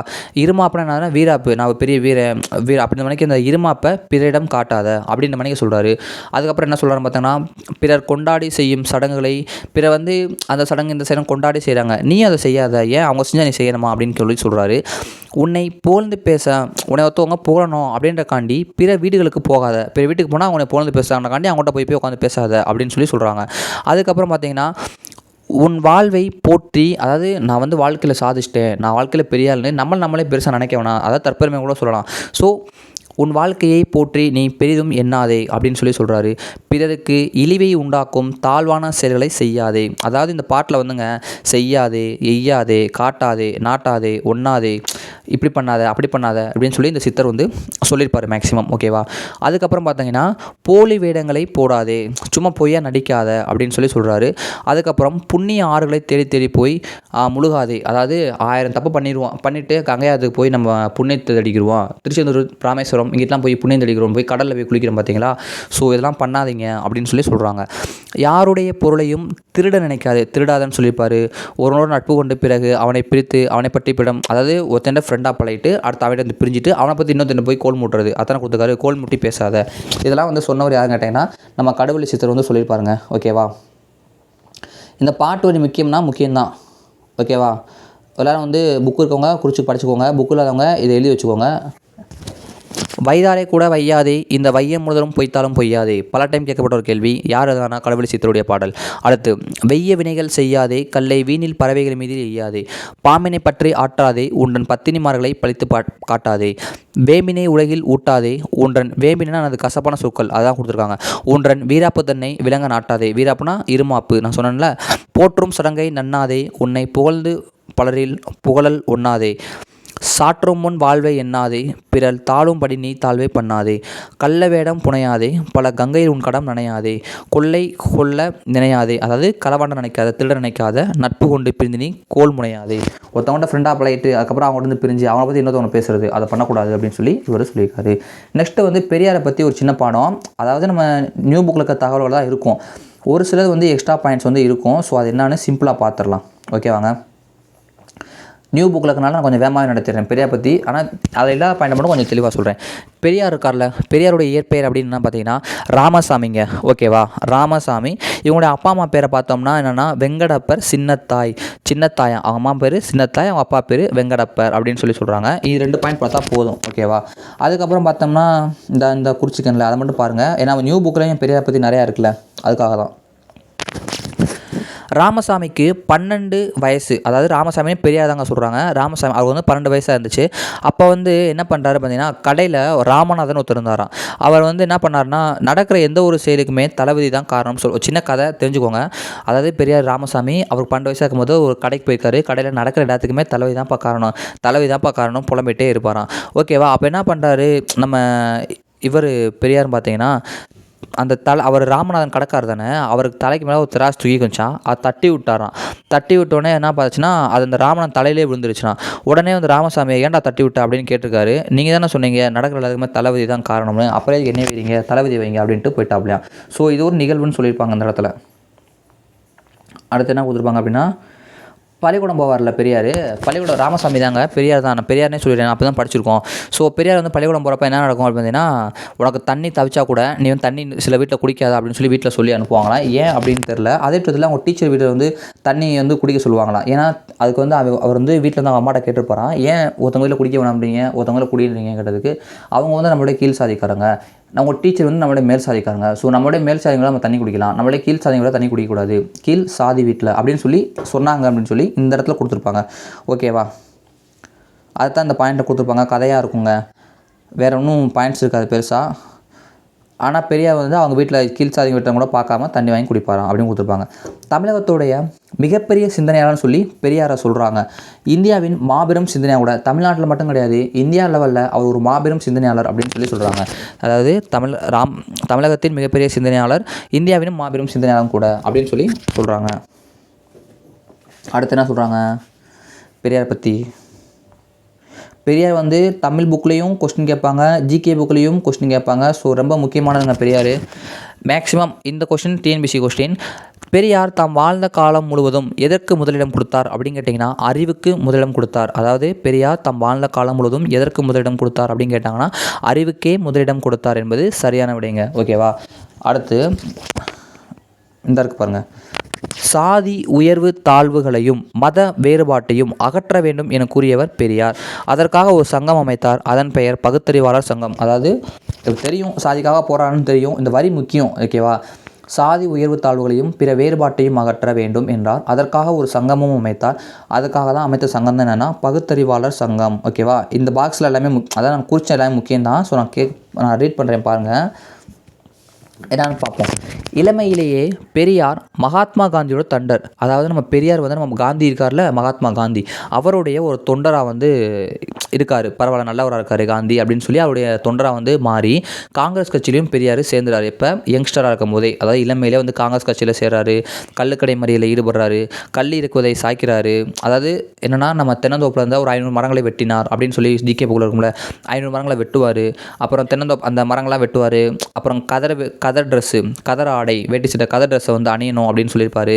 அது மட்டுமின்றி தோளில் வந்து கதர் துணிகளை சுமந்து கொண்டு, நம்ம பெரியார் வந்து ஒரு பிஸ்னஸ்மேன், அதாவது பிஸ்னஸ் பண்ணுறாங்க, வியாபார குடும்பத்தில் பிறந்தவர். ஆனாலுமே வந்து அதாவது செல்வ செழிப்பு மிக்க குடும்பத்தில் பிறந்தவர். கதர் ஆடையெல்லாம் தூக்கிக்கிட்டு விற்றுக்கிட்டு இருந்தார் அப்படின்லாம் சொல்கிறாங்க. ஸோ பின்னால் வரும் கீழ் சாதி, அந்த மேல் சாதி அப்படின்ற வேறுபாடு அகற்றி மக்கள் அனைவரும் மனித சாதி அப்படின்ற ஓரினமாக இருக்கணும் அப்படின்னு சொல்லியிருப்பார். ஸோ இந்த பத்திரிகை தான் கொடுத்துருப்பாங்க, எல்லாமே தெரிஞ்ச கொஸ்டின் தான். ஆனால் இதை மட்டும் நல்லா படிச்சுக்கோங்க. பின்னால் வரும் கீழ் சாதி மேல் சாதி எனும் வேறுபாடுகளை அகற்றி மக்கள் அனைவரும் மனித சாதி என்னும் ஓரினமாக எண்ண வேண்டும் சொன்னவர் யாருன்னா பெரியார். ஓகேவா? இதை குறிச்சுக்கோங்க. அடுத்து, பிறரை மதிக்க வேண்டும், அது மரியாதை. தன்னைத்தானே மதிப்பதும் தன் மரியாதை தக்க வைத்துக் கொள்வதும் சுயமரியாதை அப்படின்னு சொல்லியிருப்பார். பிறரை மதிக்கணுங்க, அது மரியாதை. தன்னைத்தானே மதிக்கவும் வேண்டும். ஓகேவா? தன் மதிப்பை தக்க வைத்து கொள்ளவும் வேண்டும் அப்படின்னு சொல்கிறாங்க. பார்த்தீங்களா? இதைத்தான் சுயமரியாதை அப்படின்னு சொல்கிறாரு. புரியுதா? அதுக்கப்புறம் பார்த்தோம்னா எல்லாட்டையும் வாங்க போங்கன்னு பேசணும் அப்படின்னு கொடுத்துருப்பாங்க. மரியாதையும் சுயமரியாதையும் தம் இரு கண்களாக. பெரியார் எதை தம் இரு கண்களாக கருதியார்? Previous question. பெரியார் எதை தம் இரு கண்களாக கருதினார் அப்படின்னு கேட்டிங்கன்னா, சுயமரியாதையும் மரியாதை, அந்த வரைபட ரைட்டு, மரியாதையையும் சுயமரியாதையும். ஓகேவா? பெரியார் தம் இரு கண்களாக மரியாதையையும் சுயமரியாதையும் கருதினார் அப்படின்னு சொல்லி கொடுத்துருக்காங்க. கேரளாவில் பார்த்தோம்னா வைக்கம் அப்படின்ற ஊரில் வந்து தாழ்த்தப்பட்ட மக்கள் வந்து கோவில் சுற்றுத்தருவில், அதாவது கேரளாவில் வந்து வைக்கம் இருக்குல்லங்க, வைக்கம் அப்படின்னு ஊர், அங்கே வந்து தாழ்த்தப்பட்ட மக்கள் இருக்காங்களே, அவங்க வந்து அந்த கோவில் இருக்கக்கூடிய தெருவில் கூட நடக்கக்கூடாதான், அவ்வளோ கொடூரமெல்லாம் வந்து கேரளாவில் இருந்துச்சான். அதனை எதிர்த்து போராடி வெற்றி பெற்றார் அப்படின்னு சொல்லி தமிழ் புக்கில் கொடுத்துருக்காங்க. அதனால் இவர் வைக்கம் வீரர் அப்படின்னு சொல்கிறாங்க. ஓகேவா. அதுக்கப்புறம் பார்த்தோம்னா கீழ்சாதி மேல்சாதி வேற்றுமை தீண்டாமை கொடுமைகள் அகல எல்லாருக்கும் கல்வி தேவை, எல்லாரும் கல்வி பெறுதல் வேண்டும் என்று பெரியார் கூறினார். கீழ்சாதி மேல்சாதி வேற்றுமை கொடுமைகளாக எல்லாருக்கும் கல்வி தேவை, எல்லாரும் கல்வி பெறுதல் வேண்டும் சொன்னவர் யார்? பெரியார். அதுக்கப்புறம் இந்த கருத்துக்கள் இளைஞர்களை ஈர்த்தன, அதனால் சுயமரியாதைக்கு இந்த கருத்துலாம் வந்து யங்ஸ்டர்ஸ்லாம் இழுக்குது, ஸோ நல்லா பேசுகிறார் அப்படின்னு சொல்லிட்டு சுயமரியாதை இயக்கம் வலுவடைந்தது அப்படின்னு சொல்லுவாங்க. அதுக்கப்புறம் பார்த்திங்கன்னா மனிதர்களை மனிதர்களாக மதிக்க வேண்டுங்க. ஓகேவா. மனிதர்களை மனிதர்களாக மதிக்க வேண்டும் என்பதை ஏற்கிறீர்கள். அதுபோல் மனிதர்களில் சரிபாதியாக உள்ள பெண்களை மதிக்க வேண்டும். ஏன் ஆண்கள் ஆதிக்கம் இருக்கக்கூடாது, பெண்களும் இருக்கணும் அப்படின்னு சொல்லி பெரியார் சொன்னாராம். பெண்களை மதிக்கணும், ஆண்கள் செய்யும் எல்லாத்தையுமே பெண்களும் செய்யணும், அவங்களால செய்யவும் முடியும். ஓகேவா. பெண்களை மதிங்க, பெண்களால் செய்ய முடியும். ஏன்னா ஆண்கள் அப்புறம் என்ன சொல்லியிருக்காங்க, செய்ய வேண்டும், அவங்களும் செய்யணும். பெண்களுக்கு நகையோ அழகான உடையோ முக்கியமில்லை, அறிவும் சுயமரியாதையுமே மிக முக்கியம். டிஎம்பிஎஸ்சி கேட்குற ஒரு வினா. ஸோ பக்கத்தில் நான் ப்ரீவியஸ் கொஸ்டின் சொல்கிறேன்ல, அதெல்லாம் பக்கத்தில் P.Qன்னு குறித்து வச்சுக்கோங்க. ஏன் அப்படின்னா அப்போ அந்த பாயிண்ட் நீங்கள் நல்லா படிப்பீங்க. அதுக்காக தான். பெண்களுக்கு நகையோ அழகான உடையோ முக்கியமில்லை, அறிவும் சுயமரியாதையுமே முக்கியம் அப்படின்னு சொன்னவர் பெரியார். அடுத்து இந்த பக்கம் என்ன இருக்கும் அப்படின்னு சொல்லி பார்த்தீங்கன்னா, தாய்மார்தாம் ராமசாமிக்கு பெரியார் என பட்டம் வழங்கினார்கள். அதாவது தாய்மான யார்? பெண்கள். 1938 நவம்பர் 13 சென்னையில் நடந்த பெண்கள் மாநாட்டில் பெரியாருக்கு பெண்கள்லாம் சேர்ந்து, அதாவது ஈவே ராமசாமி இவருடைய பெரியார், தந்தை பெரியார் அப்படின்ற பட்டத்தை கொடுத்தாங்க அப்படின்னு சொல்லியிருப்பாங்க. அந்த பட்டத்தை பெண்கள் வழங்கினாங்க. குறிப்பிட்ட ஒரு பெண்மணி யாருன்னு தனிப்பட்ட முறையில் கேட்டாங்கன்னா யார்? Doctor S Dharmambal. அந்த பெண் தான் வந்து கையில் வந்து அந்த அவார்டை கொடுத்தது. புரியுதா. விருது வாங்கணும்னு சொல்லுவான், எல்லாருமே தான் விருது வாங்குவாங்க. அந்த அவார்டை கொடுத்தது யார் அப்படின்ற கேள்வி வந்துச்சுன்னா தர்மாம்பாள். ஓகேவா, குறித்து வச்சுக்கோங்க. அதுக்கப்புறம் என்ன கொடுத்துருப்பாருன்னா, பெண்களை பற்றி, பெண்கள் வந்து மற்போர் குத்துச்சண்டை, ஓகேவா, மற்போர் குத்துச்சண்டை இதெல்லாம் விளையாடணும், கற்றுக்கொள்ளணும் அப்படின்ற மாதிரி சொல்லியிருப்பார். அரசு பணி, கவர்மெண்ட் வேலை, இராணுவம், காவல்துறை, ஆர்மி, போலீஸ் எல்லா வேலையுமே பார்க்கணும் அப்படின்ற மாதிரி சொல்லியிருப்பார். ஓகேவா. குணத்திலும் அறிவிலும் ஆணுக்கும் பெண்ணுக்கும் இடையே வேறுபாடு கிடையாது. அதாவது நம்ம குணத்துக்கும் பெண்கள் குணத்துக்கும், புரியுதாங்க, குணத்துக்கும் அறிவிக்கும் ஆணுக்கும் பெண்ணுக்கும் இடையே பெரிய வேறுபாடுலாம் கிடையாது. இருவருமே சமமானவங்க தான். ஓகேவா. தம் 95 வயசுலையும் கூட புதிய சிந்தனைகள் எடுத்துக்கொண்டார். பெரியார் வந்து ரொம்ப நாளாக வந்து வாழ்ந்திருக்காரு. 95 வயசில் கூட புதிய புதிய சிந்தனைகள் வந்து சொன்னார் அப்படின்ற மாதிரி சொல்கிறாங்க. ஓகேவா. அறிவு என்பது அதை நான் கொடுத்துருப்பார் பாருங்க, இது முக்கியம்தான். அடுத்து அறிவு என்பது வளர்ந்து கொண்டே இருக்கும், எனவே புதியனவற்றை ஏற்றல் வேண்டும். அதாவது என்ன சொல்கிறாரு, அறிவு வந்து வளர்ந்துட்டே இருக்கும், அதனால் புதுசை ஏற்றுக்கணும். சும்மா என்னமோ நான் அந்த காலத்தால் அந்த மாதிரி அப்படிலாம் பேசக்கூடாது, புதுசாக ஏற்றுக்கங்க அப்படின்னு சொல்லி பெரியார் சொல்லியிருப்பார். ஓகேவா. வேறு என்னன்னு பார்த்தோம்னா, பெரியாருக்கு வந்து அவருடைய பெருமை, இவரெல்லாம் நம்ம பெரியார் பேசுகிறோம், ஏன் ஸ்கூல் புக்கில் படிக்கிறோம் அப்படின்னா, அவருடைய தற்சிந்தனையும், இந்த கொடுத்துருக்காங்க பாருங்கள், தற்சிந்தனையும் சிந்தித்ததை சொன்ன துணிச்சலும் அப்படின்னு சொல்லி சொல்கிறாங்க. இதை வந்து கற்றுக்கொள்ளணும் அப்படின்றாங்க. அவ்வளோதான். ஒரு பாக்ஸ் கொடுத்துருப்பாங்க, ஒரு முக்கியமான பாக்ஸ். இதில் அந்த பாக்ஸ் வந்து டிஎன்பிஎஸ்சியில் பல டைம் 2023 முன்னாடி கொஸ்டின்ஸும் நிறைய கேட்டிருக்காங்க. என்னென்னு பார்த்துடலாமா.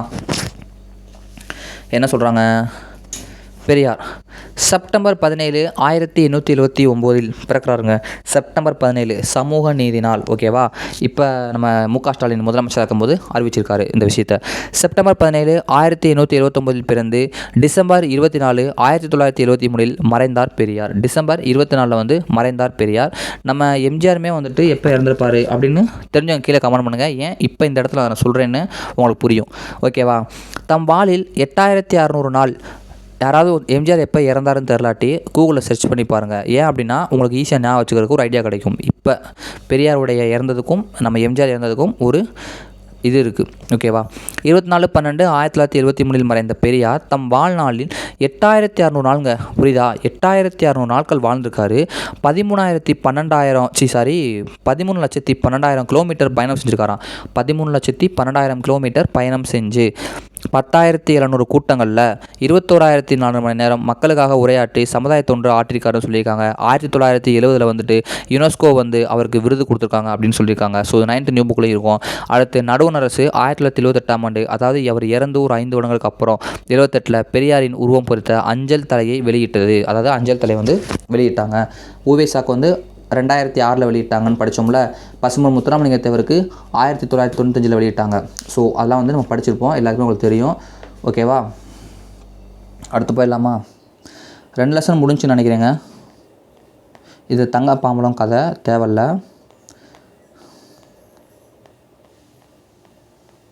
இங்கே வந்து எதுவுமே தேவையில்ல தான், நான் இருந்தாலும் சரி பார்த்துக்கலாம்ன்றக்கான உங்களுக்கு கொடுத்துருக்கேன். என்னென்னு பார்த்துடலாம்.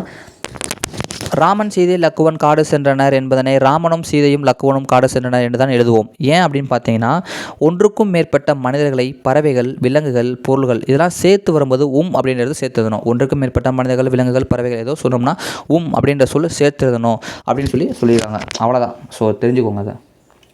அடுத்து தேவையான பார்த்தோம்னா தேவையில்லை.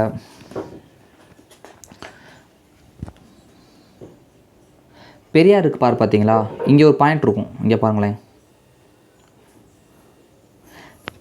மேலே எதுவும் படிக்காதீங்க.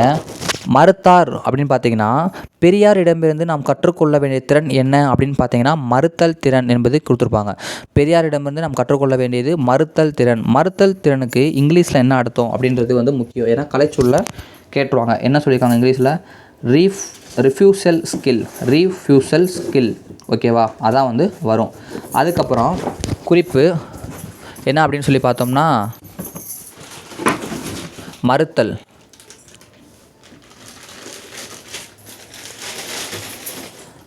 மறுத்தல் என்பது செருக்கு. அதாவது இப்போ ஒரு விஷயத்தை நம்ம மறுக்கிறோம், தப்பு அப்படின்னு மறுக்கணும்னா அது வந்து செருக்கு கிடையாதுங்க, பணியாமை, அடுத்தவங்களுக்கு பதியாமையும் கிடையாது. அதாவது தவறான கருத்தை வந்து மறுக்கணும் அப்படின்னு சொல்லி இந்த பாயிண்டில் கொடுத்துருப்பாங்க. தவறான கருத்தை மறுக்கிறனால தப்பு கிடையாது, அப்போ தான் நம்ம வளர முடியும். ஓகேவா, துணிச்சலின் அடையாளமே நீ தப்பு பண்ணுறியா அதை மறுத்தோம்னா அதான் நம்மளுடைய துணிவுன்னு சொல்கிறாங்க. மூட நம்பிக்கைகளை மறுப்பது முன்னேற்றம் அப்படின்னு சொல்கிறாங்க. மறுப்பது பெண்ணுக்கு பாதுகாப்புன்னு சொல்கிறாங்க. மறுத்தல் அரைகுறையாக இருந்து பயனில்லை, உறுதியாக இருந்தல் வேண்டும் அப்படின்லாம் சொல்கிறாங்க. ஸோ சும்மா வரிகள் தான், தெரிஞ்சுக்கோங்க. அடுத்து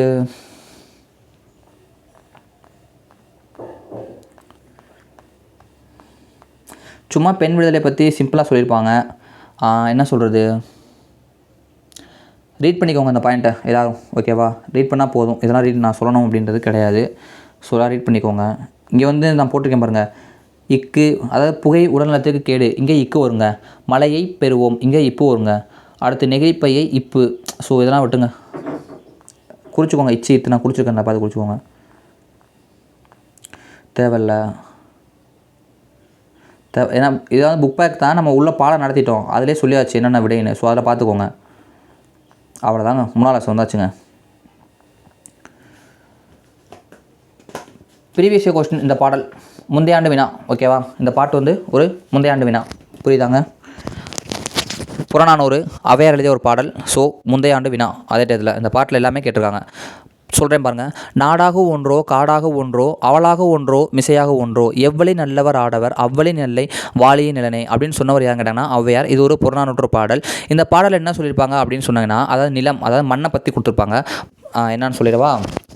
நாடாக ஒன்றோ காடாக ஒன்றோ அவளாக ஒன்றோ மிசையாக ஒன்றோ எவ்வளி நல்லவர் ஆடவர் அவ்வளி வாலிய நிலனே. இந்த பாடம் எனக்கு மனப்படமாக தெரியும். ஓகேவா, ஸோ என்ன சொல்லியிருப்பாங்க அப்படின்னு சொல்லி பார்த்தோம்னா, ஔவையார் எழுதிய ஒரு பாட்டு.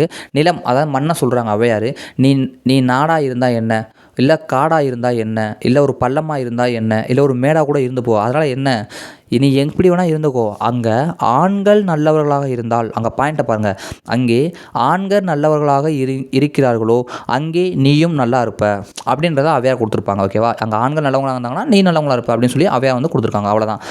சொல்லும் பொருளும் பார்த்தோம்னா படிக்கணும் கேட்டிங்கன்னா படிக்கணும் தான், சிம்பிளாக தாங்க இருக்கும். ஓல்டு புக்கில் லேசாக ரீட் பண்ணிக்கோங்க, படிக்காமல் போகணும். ஒன்றோ அப்படின்னா தொடரும் சொல், அதாவது நாடாக ஒன்றோ, நாடாக இருந்தால் என்ன, அல்லது அப்படின்னு மாதிரி தொடரும் சொல் கொடுத்துருக்காங்க. அவள் அப்படின்னா பள்ளம் அப்படின்னு சொல்லி எடுத்தோம். அவள், இது வந்து ப்ரீவியஸ் கொஸ்டின் தான். அவள் அப்படின்னா பள்ளம்.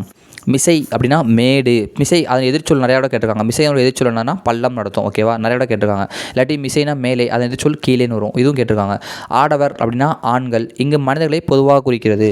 ஆடவர் அப்படின்னா ஆண்களை குறிக்கும், இங்கே பொதுவாக மனிதர்களை குறிக்கிறாங்க. ஸோ அப்போ ஆண்கள் மட்டும் கிடையாதான், ஃபுல்லாக மனிதர்களையும் சொன்னதாக சொல்கிறாங்க. நல்லை அப்படின்னா நல்லதாக இருக்கிறாய், சொல்லும் பொருளும். அடுத்த நூல் குறிப்பு புறநானூற்று சொல்லிடலாமா? ஔவையார் ஒரு சங்க புலவர். ஓகேவா, முதல் நூல் குறிப்பை சொல்லிடுவோம். புறநானூறு பிரித்தெழுதுக இதெல்லாம் கேட்டிருக்காங்களா டிஎன்பிஎஸ்சி கேட்டால் கேட்டிருக்காங்க. அதாவது புறம் கூட்டல் 4 கூட்டல் 100 புறநானூறு. 8 தொகை நூல்கள் ஒன்றுங்க புறநானூறு. ஓகேவா? 8 தொகைனா 8 தொகையும் 10 பாட்டும் சங்க இலக்கியங்கள் ஒன்று தான் இந்த புறநானூறு. ஓகேவா? புறம் சார்ந்த ஒரு நூல். ஓகேவா? புலவர் பலர் பாடிய பழந்தொகுப்பு. புறநானூறுன்றது ஒரே ஒரு ஆள் எழுதின பாட்டு கிடையாது. நிறைய புலவர்கள், அதாவது 100க்கும் மேற்பட்ட புலவர்கள் எழுதிய பாடல்களை மொத்தமாக தொகுச்சு புறநானூறு அப்படின்னு சொல்லி வச்சிருப்பாங்க. 8 தொகையும் 10 பாட்டும் சங்க நூல்கள். சங்க இலக்கியம் 2000 ஆண்டுகளுக்கு பழமை உடையது. 2000 ஆண்டுகள்னா 2000 ஆண்டுகள் பழமை உடையது. இந்த புறநானூறு வந்து இந்த கடைசி பாயிண்ட் இருக்குல்ல, இது வந்து டிஎன்பிஎஸ்சியில் கேட்டிருக்காங்க. அந்த வரியை அப்படியே கேட்டிருக்காங்க. தமிழர்களின் வரலாறு பண்பாடு ஆகியவற்றை அறிய உதவும் நூலாக எது திகழ்கிறது அப்படிங்கிறாங்கன்னா புறநானூறு. தமிழர்களுடைய வரலாறையும் பண்பாடையும் அறிய உதவும் நூலானது புறநானூறு. அடுத்து ஆசிரியர் குறிப்பு அப்படின்னு சொல்லி பார்த்தோம்னா ஔவையாருங்க. ஔவையார் ஒரு சங்ககால புலவர். ஓகேவா? சங்ககால புலவர், அதியமானோட நண்பர், கிமு முதல் நூற்றாண்டில் வாழ்ந்தவர் அப்படின்னு சொல்லுவாங்க. ஓகேவா? கிமு மற்றும் கிபி முதல் நூற்றாண்டுகளில் வாழ்ந்தவர் அப்படின்னு கொடுத்துருப்பாங்க. கிமு தான் கிமு கிபி சேர்ந்த மணிக்கு வரும் அந்த இடத்துல. ஸோ முதல் நூற்றாண்டில் வாழ்ந்தவர்னு கொடுத்துருப்பாங்க. ஆனால் அரிய நெல்லிக்கனியை இந்த ஔவையார் இந்த பாட்டை பாடியிருக்காங்களா, இவர் தான் வந்து அதியமான் வந்து நெல்லிக்கனியை ஔவையார் கொடுத்தாரு அப்படின்னு சொல்லி 8th நியூ புக்கில் கதை வரும். அந்த கதையோட அது வந்து இவர் தான், இந்த பெண் ஔவையார் தான். சங்க காலத்தில் பார்த்தோம்னா பெண் கவிஞர்கள் நிறையா பேர் இருந்தாங்க. ஆனால் அதில் மிகுதியான பாடல்களை பாடியவர் யாருன்னு கேட்டாங்கன்னா ஔவையார். மொத்தம் எத்தனை ஔவையார்கள்னு கேட்டாங்கன்னா 6 பேர். ஞாபகம் வச்சுக்கோங்க, பக்கத்தில் நோட் பண்ணி வச்சுக்கோங்க. ஓகேவா? ஔவையார் அப்படின்னா என்ன பொருள் அப்படின்னா மதிப்புக்குரிய பெண் அப்படின்னு சொல்லி பொருள். ஓகேவா? அதுக்கப்புறம் என்ன சொல்கிறாங்க அப்படின்னா சங்க பாடல் பாடிய ஔவையாரும் ஆத்திச்சுடி பாடிய ஔவையாரும் ஒருவர் கிடையாது, வேறுவர். ஏன்னா மொத்தம் 6 ஔவையார்கள் வந்து இருந்தாங்க. அதாவது மதிப்புக்குரிய பெண் அப்படின்னு சொல்லி பொருள். புரியுதாங்க? வேற என்ன சொல்லணும் அப்படின்னு சொல்லி பார்த்தோம்னா அந்த ஆத்திச்சூடி பாடிய ஔவையார் வந்து கிபி 10ஆம் நூற்றாண்டில் வாழ்ந்தவங்க. இந்த ஔவையார் வந்து கிபி முதல் நூற்றாண்டில் வாழ்ந்தவங்க அப்படின்னு சொல்லி வருவாங்க. புரியுதா? மொத்தம் 6 ஔவையார் தெரிஞ்சுக்கோங்க. அதாவது ஔவையார்னு ஏன் சொல்கிறாங்கன்னா நம்ம தமிழ் இலக்கியத்துக்கு பங்களிப்பு செய்த பெண்கள், நூல்கள் பாடல்கள் பாடிய பெண்கள்லாம் இருக்காங்களே, அவங்கள தான் ஔவையார் அப்படின்னு சொல்லி சொல்லுவாங்க. எக்ஸ்ட்ரா தகவல் நான் சொல்கிறதெல்லாம் குறித்து வச்சுக்கோங்க. எல்லாமே புக்கில் இருக்கக்கூடியதான் நான் சொல்கிறேன். இதெல்லாம் தெரிஞ்சுக்கிறணும். அடுத்து திண்ணையை இழுத்து தெருவாக்கு, நம்ம தாராபாரதியோட பாடலுங்க. இவரை பொறுத்தவரையும் பார்த்தோம்னா எப்போயுமே ஒரு மோட்டிவேஷன் பாட்டாக தான் பாடுவாப்புல. புரியுதாங்க? இந்த பாட்டை நான் ரீட் பண்ணுறேன், கேட்டுக்கோங்க. மோட்டிவேஷன் பாட்டு தான் எப்பயுமே. உட்கார நண்பா நலந்தானா, நீ ஒதுங்கி வாழ்வது சரிதானா, நீ ஒதுங்கி வாழ்கிற சரியா, சுட்டு விரல் நீ சுருங்குவதா, உன் சுயபலம் உனக்குள் ஒடுங்குவதா, நீ சுட்டு விரல் மாதிரி சுருங்குறியா, உன் சுயபலம் உனக்குள்ளே ஒடுங்குவதா, புல்லாய் பிறந்தேன் நான் என்று நீ புலம்ப வேண்டாம். நான் ஒரு புல்லுங்க, எல்லாம் மிதிச்சுட்டு போயிடுவாங்கன்னு நீ புலம்பாத. நெல்லு கூட புள்ளி நிலத்தை சேர்ந்ததான். அந்த சாப்பாடுக்காண்டி இருக்கும்ல, நெல்லு கூட அந்த புள்ளி நிலத்தை சேர்ந்த. எப்படி ஒரு வாடகை பாருங்க, புல்லாய் பிறந்தேன் என்று புலம்பாத, நெல்லும் ஒரு புல்லோட இனத்தை சேர்ந்தது தான். ஓகேவா? அது பூமியின் பசியவே போக்கலையா அப்படின்னு சொல்கிறாரு. கடலில் நான் ஒரு துளி என்று நீ கரைந்து போவதில் பயன் என்ன, கடலில் நான் ஒரு துளி அப்படின்னு சொல்லி நீ வந்து பயந்து போவதில் கரைந்து பயன் என்ன, நீ கடலில் நானும் ஒரு முத்தென்று நீ காட்டு, கடலில் நீ ஒரு துளி நினைக்காத, கடலில் நான் ஒரு முத்தன்னு சொல்லு அப்படின்னு சொல்கிறாரு. உந்தன் தலையை தூக்கு அப்படின்றாரு. வந்தது யாருக்கும் தெரியாது, நீ வாழ்ந்ததை உலகம் அறியாது, சந்ததி கூட மறந்துவிடும், உன் சரித்திரம் யாருக்கு நினைவு வரும். நல்ல பாயிண்ட் பார்த்தீங்களா? நீ வந்ததும் யாருக்கும் தெரியாது, நீ வாழ்ந்தது இந்த உலகம் தெரியாது, உன் சந்ததி கூட மறந்து போகும், உன் சரித்திரம் யாருக்கும் நினைவு வரும், யாருக்குமே தெரியாமல் போயிடும். திண்ணை தானா உன் தேசம், திண்ணையிலே உட்காந்து புலப்ப ஓட்டாரான்னு சொல்கிறோம்ல. திண்ணை தானா உன் தேசம், உன் தெருவுன்றா உன் உலகம், உன் தெருவு தான் உன் உலகமா, திண்ணையை இடித்து தெருவாக்கு, உன் தெருவை மேலும் விரிவாக்கு அப்படின்னு சொன்னவர் தாராபாரதி. இந்த கொஸ்டின் வந்து டிஎம்சி கேட்டிருக்காங்க. எத்தனை உயரம் இமயமலை, அதில் இன்னொரு சிகரம் உனது தலை. இதுவும் டிஎம்சி கேட்ட கொஸ்டின் தான். எத்தனை உயரம் இமயமலை, அதில் இன்னொரு சிகரம் உனது தலை, எத்தனை ஞானியர் பிறந்த தரை, நீ இவர்களை விஞ்சிட என்ன தடை, பூமி பந்து என்ன விலை, உன் புகழை தாழ்ந்து வாங்கும் விலை, நாம் இப்பொழுதே புறப்படுவோம் வா, நல்லதை எண்ணி செயல்படுவோம். தாராபாரதி. கவிஞர் தாராபாரதி, இவரை பற்றி நூல் குறிப்பு பார்க்கலாம். ஆசிரியர் குறிப்பு படிச்சுக்கோங்க. ஓகேவா? நியூ புக்கில் இருக்கும். பாரதம் அன்றை நாட்டங்கால், ராதாகிருஷ்ணன் என்பதையுடைய இயற்பெயரெல்லாம் படிச்சுக்கோம்ல. தாராபாரதி எழுச்சிமிக்க கவிதைகளை எழுதுவதில் வல்லவர். எழுச்சிமிக்க கவிதைகள் எழுதுவதில் வல்லவர் யார் அப்படிங்கிறாங்கன்னா தாராபாரதி. ஆசிரியர் பணியாற்றிய இவர் தமிழ் அரசின் நல்லாசிரியர் விருது பெற்றவர். இவருடைய இயற்பெயர் ராதாகிருஷ்ணனுங்க. தமிழக அரசின் நல்லாசிரியர் விருது பெற்றிருக்காரு. புதிய விடியல்கள், இது எங்கள் கிழக்கு, அப்புறம் தாராபாரதி கவிதைகள், இதெல்லாம் வந்து எழுதிப்பார். பாரதம் அண்டை நாற்றங்கால்னு 6th நியூ புக்கில் இருக்கும், அதையும் எழுதிப்பார். இவர் வாழ்ந்த காலம் அப்படின்னு சொல்லி பார்த்தோம்னா பிப்ரவரி 26, 1947 சுதந்திரம் கிடச்சப்ப பிறந்திருக்காருங்க. ஓகேவா? 2Kல இறந்துருக்காருங்க. 1947 பிறந்து 2000 வந்து இறந்துருக்காரு. 26 பிப்ரவரி 2 மே 13 இறந்து போயிருக்காரு. ஸோ இதை தெரிஞ்சுக்கோங்க. அடுத்து ஒரு முக்கியமான லெசன், சிலபஸில் கவர் ஆகக்கூடிய ஒரு டாபிக். ஓகேவா? எப்பயுமே டிஎன்பிஎஸ்சியில் நம்ம பசும்பொன் முத்துராமலிங்க தேவர், தேசியம் காத்த செம்மல், இவரை பற்றி கேள்விகள் எப்பயுமே கேட்பாங்க.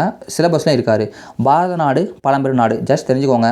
இந்த நான் குறிச்சிக்கல நம்ம சுப்பிரமணிய சிவா, வாவேசு, கப்பலோட்டை தமிழன், அப்புறம் வஉசி, வாஞ்சிநாதன், திருப்பூர் குமரன், இவங்களாம் தமிழ்நாட்டு விடுதலை போராட்டத்துக்காக போராடினவங்க கொடுத்துருப்பாங்க. ஸோ முத்துராமலிங்க தேவர் படித்த வரையும் பார்க்குறோம்னா டிஎன்பிஎஸ்சியில் கேள்விகள் கேட்பாங்க. 7th நியூ புக்லேயும் இதை பற்றி இருக்குது. 6th ஓல்டு புக்கில் நம்ம பேசிக்காக மேலோட்டம் பார்த்தால் போதும். ஓகேவா.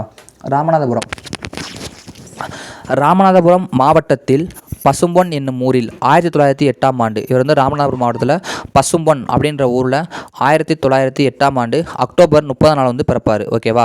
ராமநாதபுரம் மாவட்டத்தில் பசும்பொன் அப்படின்ற ஊரில் 1908ஆம் ஆண்டு அக்டோபர் 30 வந்து பிறந்திருப்பார். அவங்களுடைய அப்பா அம்மா பேர் பார்த்தோம்னா உக்கிரபாண்டிய தேவர், தாயார் இந்திராணி அம்மையார் அப்படின்னு சொல்லுவாங்க. இவங்க வந்து இளமையாக இருக்கும்போதே வந்து அவங்க அம்மா வந்து இறந்து போயிட்டாங்க.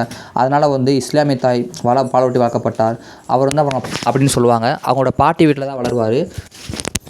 இதில் முக்கியமான பாயிண்ட் என்ன பார்த்தோம்னா, இவருக்கு பாடம் சொல்லிக் கொடுத்த ஆசிரியரின் பெயர் என்னென்னா குறைவர வாசித்தான். ஓகேவா. குறைவர வாசித்தான் பிள்ளைன்னு கொடுத்துருப்பாங்க. இங்கே குறைவர வாசித்தான், இதனாலும் கரெக்டு தான். குறைவர வாசித்தான்றவர் தான் வந்து நம்ம தேவருக்கு வந்து படிப்பு சொல்லிக் கொடுத்தவர் அப்படின்னு சொல்லியிருப்பாங்க. தம் தொடக்க கல்வியை கமுதியில் படித்தாருங்க. இதெல்லாம் வந்து தேவையில்லை, விட்டுறலாம். நீங்கள் பார்த்துக்கோங்க. கல்விக்கு தூப்பள்ளியில் படித்தார், அந்த பள்ளிக்கூடத்தில் படித்தார், இந்த பள்ளிக்கூடத்தில் படித்தார்னு கொடுத்துருப்பாங்க. பசுமலை மதுரையில் இருக்கக்கூடிய பசுமலை உயர்நிலை பள்ளியிலும் படித்தார். ஸோ இவர் ராமநாதபுரத்தில் படித்து கொண்டிருக்கும்போது பிளேக் நோய் வந்து வந்துச்சுங்க. அதனால தான் இவருடைய கல்வி நின்று போச்சு அப்படின்னு சொல்லுவாங்க. பிளேக் நோய் வந்து வந்துச்சு, அதனால் இவருடைய கல்வியும் நின்று போச்சு அப்படின்னு சொல்லுவாங்க. நோய் வந்துச்சு, கல்வி நின்று போச்சு அப்படின்னு வச்சுக்கோங்க. அடுத்து பல்துறை அறிவு. பள்ளிக்கூட படிப்பை வந்து பாதிலே நின்று போச்சு, பரவாயில்ல, அதனால் என்ன அப்படின்னு சொல்லிட்டு நம்ம பசும்பொன் என்ன பண்ணுறாரு அப்படின்னு பார்த்தீங்கன்னா கேள்வி அறிவையும் பட்டறிவையும் நிறையா வந்து பெற்றுக்கிட்டாங்க. படிப்பை பாதியில் நிப்பாட்டார், ஆனாலும் கேள்வி அறிவையும் பட்டறிவையும் மிகுதியாக பெற்றார் அப்படின்னு சொல்கிறாங்க. தமிழ் இங்கிலீஷ் ரெண்டுமே. ஓகேவா. தமிழ் இங்கிலீஷ் 2 மொழியிலுமே வல்லமை பெற்றவராம். 2 மொழியிலுமே சொற்பொழிவாற்றும் திறன் பெற்றவர் அப்படின்னு சொல்கிறாங்க. ஓகேவா. தமிழ் இங்கிலீஷில் நல்லா பேசுவாராம், சொற்பொழிவாற்றுவாராம், சிலம்பம், குதிரை ஏற்றம், துப்பாக்கிச் சுடுதல், ஜோதிடம், மருத்துவம் 5மே கற்றுருப்பாராம். இளமையிலேயே வந்து அரசியலில் அதிக ஆர்வம் கொண்டிருப்பார். ஸோ இதெல்லாம் வந்து சொல்லியிருக்காங்க. வேறு என்ன பார்த்தீங்கன்னா, அதாவது இது பொது தொண்டில் நாட்டம். அதாவது இளமையிலிருந்தே வந்து அவர் பொது தொண்டுக்கு வந்து நாட்டம் கொண்டு வராரு. 32 சிற்றூர்களில் தமக்கு சொந்தமாக இருந்த நிலங்களை, எத்தனை ஊர், 32 சிற்றூர்களில் நமக்கு சொந்தமாக இருந்த நிலங்களை உழுது தாழ்த்தப்பட்ட மக்களுக்கு பங்கிட்டு கொடுத்தாராங்க. உழுத தாழ்த்தப்பட்ட மக்களுக்கே, அதாவது கிட்டத்தட்ட 32 ஊர்னால் எவ்வளோ ஊர் இருக்கும், அத்தனை ஊரில் இருந்த நிலத்தையுமே வந்து தாழ்த்தப்பட்ட மக்கள் இருக்காங்க பாருங்கள், அவங்களுக்கு வச்சுக்கோங்கன்னு கொடுத்துட்டாராம், பங்கு போட்டு கொடுத்துட்டாராம். பரவாயில்லைங்க. அப்புறம் நிலக்கிழார் ஒழிப்பு. அதாவது இப்போ நிலக்கிழார்னா நிறையா பேர் ஒரே நிலத்தை வச்சுருப்பாங்க. அந்த நிலக்கிழார் ஒழிப்பு. அப்புறம் ஆலய நுழைவு போராட்டத்திலும் முன்னின்றாராம். ஆலய நுழைவுனா கோயிலுக்குள்ளே வந்து நம்ம உள்ள மீனாட்சி அம்மன் கோயில் யாரும் அதாவது தாழ்த்தப்பட்ட மக்கள் விட மாட்டேன்ட்டாங்க. எதுக்குள்ள தாழ்த்தப்பட்ட மக்கள் விட மாட்டேன்னு சொல்லிட்டு ஐயர்கள்லாம் வந்து போராட்டம் பண்ணுறாங்க. உடனே இவர் என்ன பண்ணுறாரு அப்படின்னு சொல்லி பார்த்தோம்னா, நம்ம திருச்சுழி விருதுநகர் பக்கத்தில் இருக்கல, அங்கேருந்து வந்து ஒரு 2 ஐயரை கூப்பிட்டு வந்து நீங்கள் உள்ளே போய் சாமியை கும்பிடுங்க, தாழ்த்தப்பட்ட மக்களை உள்ளே விடுங்க அப்படின்னு சொல்லி பண்ணவர் இவர் தான் சொல்கிறாங்க. அதுக்கப்புறம் சமபந்தி முறை. எல்லோரும் வந்து சமமாக உட்காந்து சாப்பிட்ணும், ஏன் தாழ்த்தப்பட்ட மக்கள் ஒரு பக்கமும், அப்புறம் அதாவது இந்த பாடத்தில் சொல்ல வரேன், இந்த மேல் சாதி மக்கள் சொல்லி சிலர் வந்து ஒரு பக்கமும் சாப்பிட்றீங்க அப்படின்னு சொல்லி கேட்டு அதான் தப்பு சொல்லி சமபந்தி முறையை கொண்டு வந்தவர். ஓகேவா. அப்புறம் குற்றப்பரம்பரை சட்டம் 7th புக்கில் இருக்கும்ல, பிறப்பாலேயே ஒருவரை குற்றம், இந்த சமூகத்தில் பிறந்தா அவன் குற்றவாளியாக தான் இருப்பேன் அப்படின்னு சொல்லப்படுகின்ற குற்றப்பரம்பரை சட்டத்தை எதிர்த்து போராடினார், மாநாடு நடத்தினார் அப்படின்லாம் சொல்லியிருப்பாங்க. ஓகேவா. ராஜபாளையத்தில் வந்து மாநாடு நடத்திருப்பார். அதுக்கப்புறம் அவங்களுடைய வாழ்க்கை உயர்வுக்காக போராடுவார். கடைசியில் குற்றப்பரம்பரை சட்டமும் கொண்டு வரப்பட்டது அப்படின்னு சொல்லியிருப்பாங்க. 48 வந்து கொண்டு வந்திருப்பாங்க, 1948. அதுக்கப்புறம் தாழ்த்தப்பட்டவருக்கென இவர் பல தொண்டுகளை செஞ்சுருக்காருங்க. அதாவது தாழ்த்தப்பட்ட மக்கள் இருக்காங்களே அவங்களுக்காக நிறைய தொண்டுகள் செஞ்சுருக்காருங்க அப்படின்னு சொல்கிறாங்க. என்ன சொல்கிறான்னு பாருங்களேன், இந்த வரியை பாருங்களேன். ஜாதியையும் நிறத்தையும் பார்த்து மனிதன் தாழ்வுபடுத்துவது பெருங்கொடுமை. ஒரு ஜாதியை பார்த்து நிறத்தை பார்த்து ஒரு மனுஷன் இன்னொரு மனுஷனை தாழ்வுபடுத்தினா அது ஒரு கொடுமடா அப்படின்னு சொன்னவர் யாருன்னா பசும்பொன் முத்துராமலிங்க தேவர். ஆண்டவன் மனுஷ குலத்தை தானே படைத்தான், தவிர ஜாதியும் நிறத்தையும் படைக்கலை, ஜாதியும் நிறமும் அப்படின்னு சொல்கிறாரு. ஆண்டவன் படைத்தது மனித குலம் தான், ஜாதியும் நிறமும் கிடையாது அப்படின்னு சொல்கிறாரு. ஜாதியும் நிறமும் அரசியலுக்கும் கிடையாது, ஆன்மீகத்துக்கும் கிடையாதுன்னு சொன்னவர் யாருன்னு கேட்டாங்கன்னா பசும்பொன் முத்துராமலிங்க தேவர். என்ன சொன்னார், ஜாதியும் நிறமும் அரசியலுக்கும் கிடையாது, ஆன்மீகத்துக்கும் கிடையாது அப்படின்னு சொன்னவர் நம்ம முத்துராமலிங்கர். அடுத்து நாட்டுப்பற்று அப்படின்னு சொல்லி பார்த்தோம்னா, முத்துராமலிங்கரின் இளமை பருவத்தில் நம்ம இந்தியா வந்து ஆங்கில ஆட்சிக்கு அடிமைப்பட்டிருந்துச்சு. ஸோ தம் விடுதலை பெற வேண்டும் என தனியாத வேட்கையை கொண்டிருந்தவர் வங்கத்து சிங்கமான நேதாஜி சுபாஷ் சந்திர போஸ். யார்? நேதாஜி சுபாஷ் சந்திர போஸ் தான் அரசியல் வழிகாட்டியாகவும் அல்லது அரசியல் குருவாகவும் ஏற்றுக்கொண்டார். விடுதலைக்கு பிறகு அவருடைய பெயரால் வார இதழான நேதாஜி என்ற பெயரும் நடத்தினார். தமிழகத்தின் சிங்கமானார்.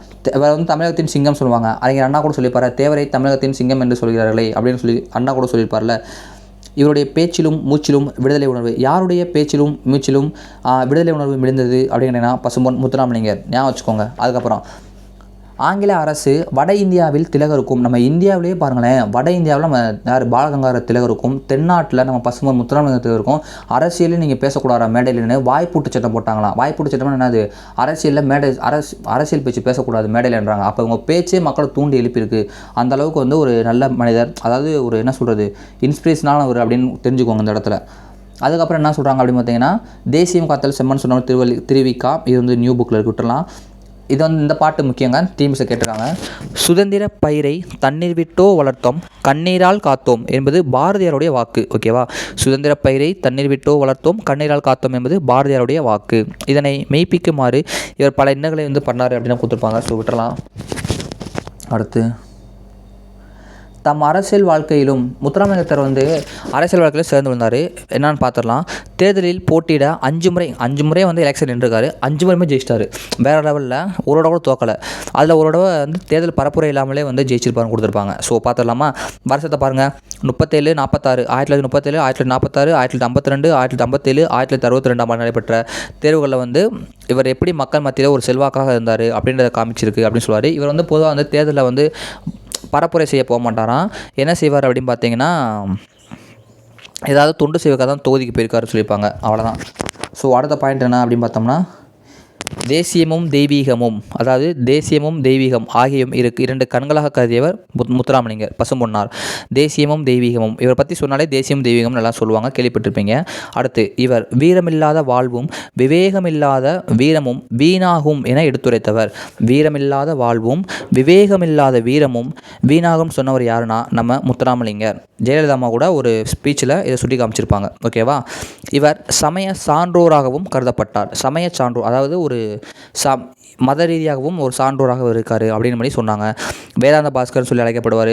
பிரணவகேசரி, சன்மார்க்க சண்டமார்தம், இந்து புத்த சமயம், இது எல்லாம் பலவாறு நியூ புக்கில் இருக்கும். விவேகானந்தரின் தூதராக, இந்த பாயிண்ட் நியூ புக்கில் இருக்கும். ஸோ இருந்தாலும் ஒரு ரீட் பண்ணுறேன், பார்த்துக்கோங்க. விவேகானந்தின் தூதராக, நேதாஜியின் தளபதியாக, சத்திய சீலராக, முருக பக்தராக, ஆன்மீக புத்திரராக, தமிழ் பாடும் சித்தராக, தென்பாண்டி சீமையின் முடிசூடா மன்னராக, நீதி வலுவான் நேர்மையாளராக, புலமையில் கபிலராக, வலிமையில் கரிகாலனாக, கொடையில் கர்ணனாக, பக்தியில் பரமஹம்சராக, இந்திய தாயின் நன்மகனாக வாழ்ந்தவர் முத்துராமலிங்கர் அப்படின்னு சொல்லி சொல்கிறாங்க. ஓகேவா? அடுத்த பாயிண்ட்டு, சமயம் சமுதாயம் பற்றிய இவருடைய சிந்தனைகள் மனித குலத்திற்கு வழிகாட்டுகிறது அப்படின்னு கொடுத்துருப்பாங்க. பனைமரத்தில், இந்த பாயிண்ட்டை பாருங்களேன், என்ன சொல்கிறாங்க பாருங்கள். என்ன சொல்லியிருப்பாங்க அப்படின்னா, பனை மரத்திலிருந்து விழுந்து பிழைத்தவனும் உண்டு. அந்த பனை மரத்துலேருந்து கீழே வந்தவனும் பிழைச்சிக்கிறதோ இருக்கியா அந்த உலகத்தில். வயலில் வரப்பில் நடந்து போகும்போது வயல் வரப்பில் வலிக்கு விழுந்து செத்தவனும் உண்டு அப்படின்னு சொன்னவர் யாருன்னா நம்ம முத்துராமலிங்கர். இன்னொன்று என்ன சொல்கிறார் அப்படின்னு பார்த்தீங்கன்னா, மனிதனின் மனநிலையை இருள் மருள் தெருள் அருள் என குறிப்பிட்டவர் யாருன்னா முத்துராமலிங்கர். மனிதனின் மனநிலையை இருள் மருள் அருள் தெருள் என குறிப்பிடுபவர் முத்துராமலிங்கர். அடுத்து, இவருடைய மறைவுன்னு சொல்லி பார்த்தோம்னா, இவர் வந்து 1930 அக்டோபர் 30 தான் பிறந்திருப்பார். அதே தேதியில் இறந்தும் போயிருப்பார். ஓகேவா? ஸோ பார்த்தோம்னா 55 வயசுலேயே வந்து இறந்து போயிடுவார். 55 வயசு வந்து வாழ்ந்திருப்பார். 1963 அக்டோபர் 30 பிறந்த நாளைக்கு இயற்கையும் எழுதிடுவார். அதுக்கப்புறம் தமிழ்நாடு அரசு வந்து சென்னை மாநகரத்தில் வந்து இவருக்கு என்ன பண்ணால் சிலை வந்து வச்சுருக்காங்க. ஸோ அந்த சிலை இருக்க ஏரியாவுக்கு வந்து அவருடைய அந்த தெரு பேரும் அவருடைய பேரை வச்சு, அந்த சிலைக்கு வந்து இப்போ தேவர் சிலை இருக்குல்ல, ஸோ அதனால் தேவர் சாலைன்னே பேர் வச்சுருக்காங்க அப்படின்ற மாதிரி சொல்லியிருக்காங்க. ஸோ அடுத்து சிறப்பு தகவல்கள் அப்படின்னு சொல்லி பார்த்தோம்னா, முத்துராமலிங்கரின் விருப்பத்திற்கு இணங்க 6/9/1939 மதுரைக்கு நேதாஜி வந்து வந்தாருங்க. 1939 செப்டம்பர் 6. இது வந்து நியூ புக்கில் இருக்கும். ஸோ விட்டுறலாம். நடுவண் அரசு 1995 முத்துராமலிங்கருக்கு அஞ்சல் தலை, இப்போ தான் சொன்னேன். ஸோ விட்டுறலாம். முத்துராமலிங்கர் தம் சொத்துக்கள் முழுவதுமே 17 பாகங்களாக பிரித்து ஒரு பங்கு மட்டும் நமக்கு வச்சுக்கிட்டு 16 பேருக்கு இனாமாக கொடுத்தாரு அப்படின்னு சொல்லி சொல்லியிருக்காங்க. ஸோ அவ்வளோதாங்க, பாடமே முடிஞ்சு. அவ்வளோதான், இதில் ஒன்றுமே இருக்காது தகவல்கள். அடுத்து சின்னதாக இருக்கும். அதாவது ஊ இருக்குல்ல, சுட்டெழுத்துக்கள்னு பார்த்தோம்னா ஆ இ ஊன்னு சொல்லுவோம். அதில் ஆ இ வந்து இன்றைக்கும் அந்த இந்தன்னு சொல்கிறோம். ஆனால் உந்தன்ற சொல்ல மாட்டோம். அப்படின்னா அது ஊ என்பது எதுக்காக பயன்படுத்தப்பட்டதுன்னு கேட்டிங்கன்னா, அதாவது தூரத்தில் இருக்கவனுக்கும் பக்கத்தில் இருக்கவனுக்கும் நடுவில் ஒரு விஷயத்த சொல்லணும் அப்படின்னா அதுக்கு தான் வந்து ஊ பயன்பட்டதாக சொல்லியிருப்பாங்க. உதுக்கான் அப்படின்னா என்ன பொருள் அப்படின்னா சற்று தொலைவில் பார் அப்படின்னு சொல்லி அர்த்தம். அப்படின்னு சொன்னால் உப்பக்கம் அப்படின்னா முதுகு பக்கம் அப்படின்னு அர்த்தமா. உம்பர் அப்படின்னா மேலே அப்படின்னு அர்த்தமா. உதுக்கான் அப்படின்னா என்ன அர்த்தம், சற்று தொலைவில் பார் அப்படின்னு சொல்லி அர்த்தம். உப்பக்கம் அப்படின்னா முதுகு பக்கம்.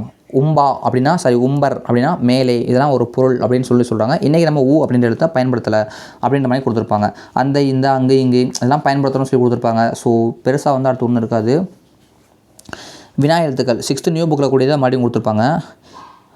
ஏ யா ஆ ஓ ஏ இதெல்லாம் வினா எழுத்துக்கள். இதில் நம்ம குறிக்க வேண்டிய பாயிண்ட்னா செய்தியை வினா ஆக்கியது எழுத்து எது அப்படின்னு கேட்டாங்கன்னா ஆ. இந்த பாயிண்ட் முக்கியம். ஓகேவா. அடுத்து என்ன குறிச்சிக்கிறீங்கன்னா, நாம் ஏராளமாக கேள்விகளை கேட்க ஆ உதவுகிறது. நம்ம மேக்ஸிமம் நிறையா கேள்விகள் கேட்க ஆ உதவுதாங்க. அடுத்து ஏ எழுத்து வினா, அதாவது ஏ எழுத்து வினா கேட்க மட்டுமல்லாமல் அழுத்தம் கொடுக்கவும் பயன்படுகிறதுன்னு சொல்கிறாங்க. அழுத்தம்னா அவனே செய்தான், அவனே செஞ்சான், சீதையே சிறந்தவள் அப்படின்னு சொல்லி ஒரு அழுத்தம் கொடுத்து பேசுகிறோம்ல, இந்த அழுத்தம் கொடுத்து உதவுறதுக்கும் இந்த ஏ உதவுதுன்னு சொல்கிறாங்க. பார்த்துக்கோங்க. கிட்டத்தட்ட 1 hour மேலே ஆயிடுச்சுல. ஸோ என்னால் முடிஞ்ச அளவுக்கு நான் நடத்திட்டேன். அவ்வளோதாங்க. இங்கே ஏதோ பாயிண்ட் குறிச்சிருக்கேன். தாராபாரதியின் கவிதையில் வெளிப்பட்ட கருத்து தன்னம்பிக்கை கொள்வதன் முதல் படி தன்னை அறிவது ஆகும். உன்னை நீ அறிந்து கொள். ஓகேவாங்க. தன்னம்பிக்கை முதல் படி உன்னை நீ அறிஞ்சு கொள்ளணும் அப்படின்னு சொல்லி சொல்கிறாங்க. ஸோ இன்ன வரைக்கும் பார்த்தவங்க யூஸ்ஃபுல்லாக இருந்துச்சு நினைக்கிறவங்க ஒரு லைக் பண்ணுங்கள். லைக் பண்ணாதவங்க லைக் பண்ணுங்கள். ஆல்ரெடி லைக் பண்ணால் வேணாம். ஓகேவா. கடலில் எதுவாக இருக்க வேண்டும் என தாராபாரதி கூறுகிறாங்க கேட்டாங்கன்னா முத்து. ஸோ செகண்ட் டைம் வந்து முடிஞ்சுங்க. ஓகேவா. நான் முடிஞ்ச அளவுக்கு நல்லா நடத்தியிருக்கேன். உங்கள் ஃப்ரெண்ட்ஸுக்கும் ஷேர் பண்ணுங்கள். நம்ம சேனலை பற்றி சொல்லுங்கள். நல்லா நடத்துகிறாங்க, கிளாஸ் டெஸ்ட் கொடுக்குறாங்க பாருங்கள் அப்படின்னு சொல்லுங்கள். ஓகேவா. ஓகேங்க. தேங்க்யூ எல்லாருக்கும். நெக்ஸ்ட் வீடியோ மீட் பண்ணலாம். சப்ஸ்கிரைப் பண்ணாமல் யாராவது பார்த்தீங்கன்னா சப்ஸ்கிரைப் பண்ணி வச்சுட்டு போங்க. உங்கள் ஃப்ரெண்ட்ஸுக்கும் ஷேர் பண்ணி விடுங்க. ஓகேவா. நம்ம டெலிகிராம் லிங்க் வந்து டிஸ்கிரிப்ஷனில் கொடுக்குறேன். அதையும் ஜாயின் பண்ணிக்கோங்க. அதுக்கப்புறம் வந்துட்டு ஃபஸ்ட் டைம் ஃபுல் நீங்கள் பார்க்கலாட்டி அதையும் நான் டிஸ்கிரிப்ஷன் லிங்க்கில் கொடுக்குறேன். அதையும் பார்த்துக்கோங்க. ஓகேவா. தேங்க்யூ.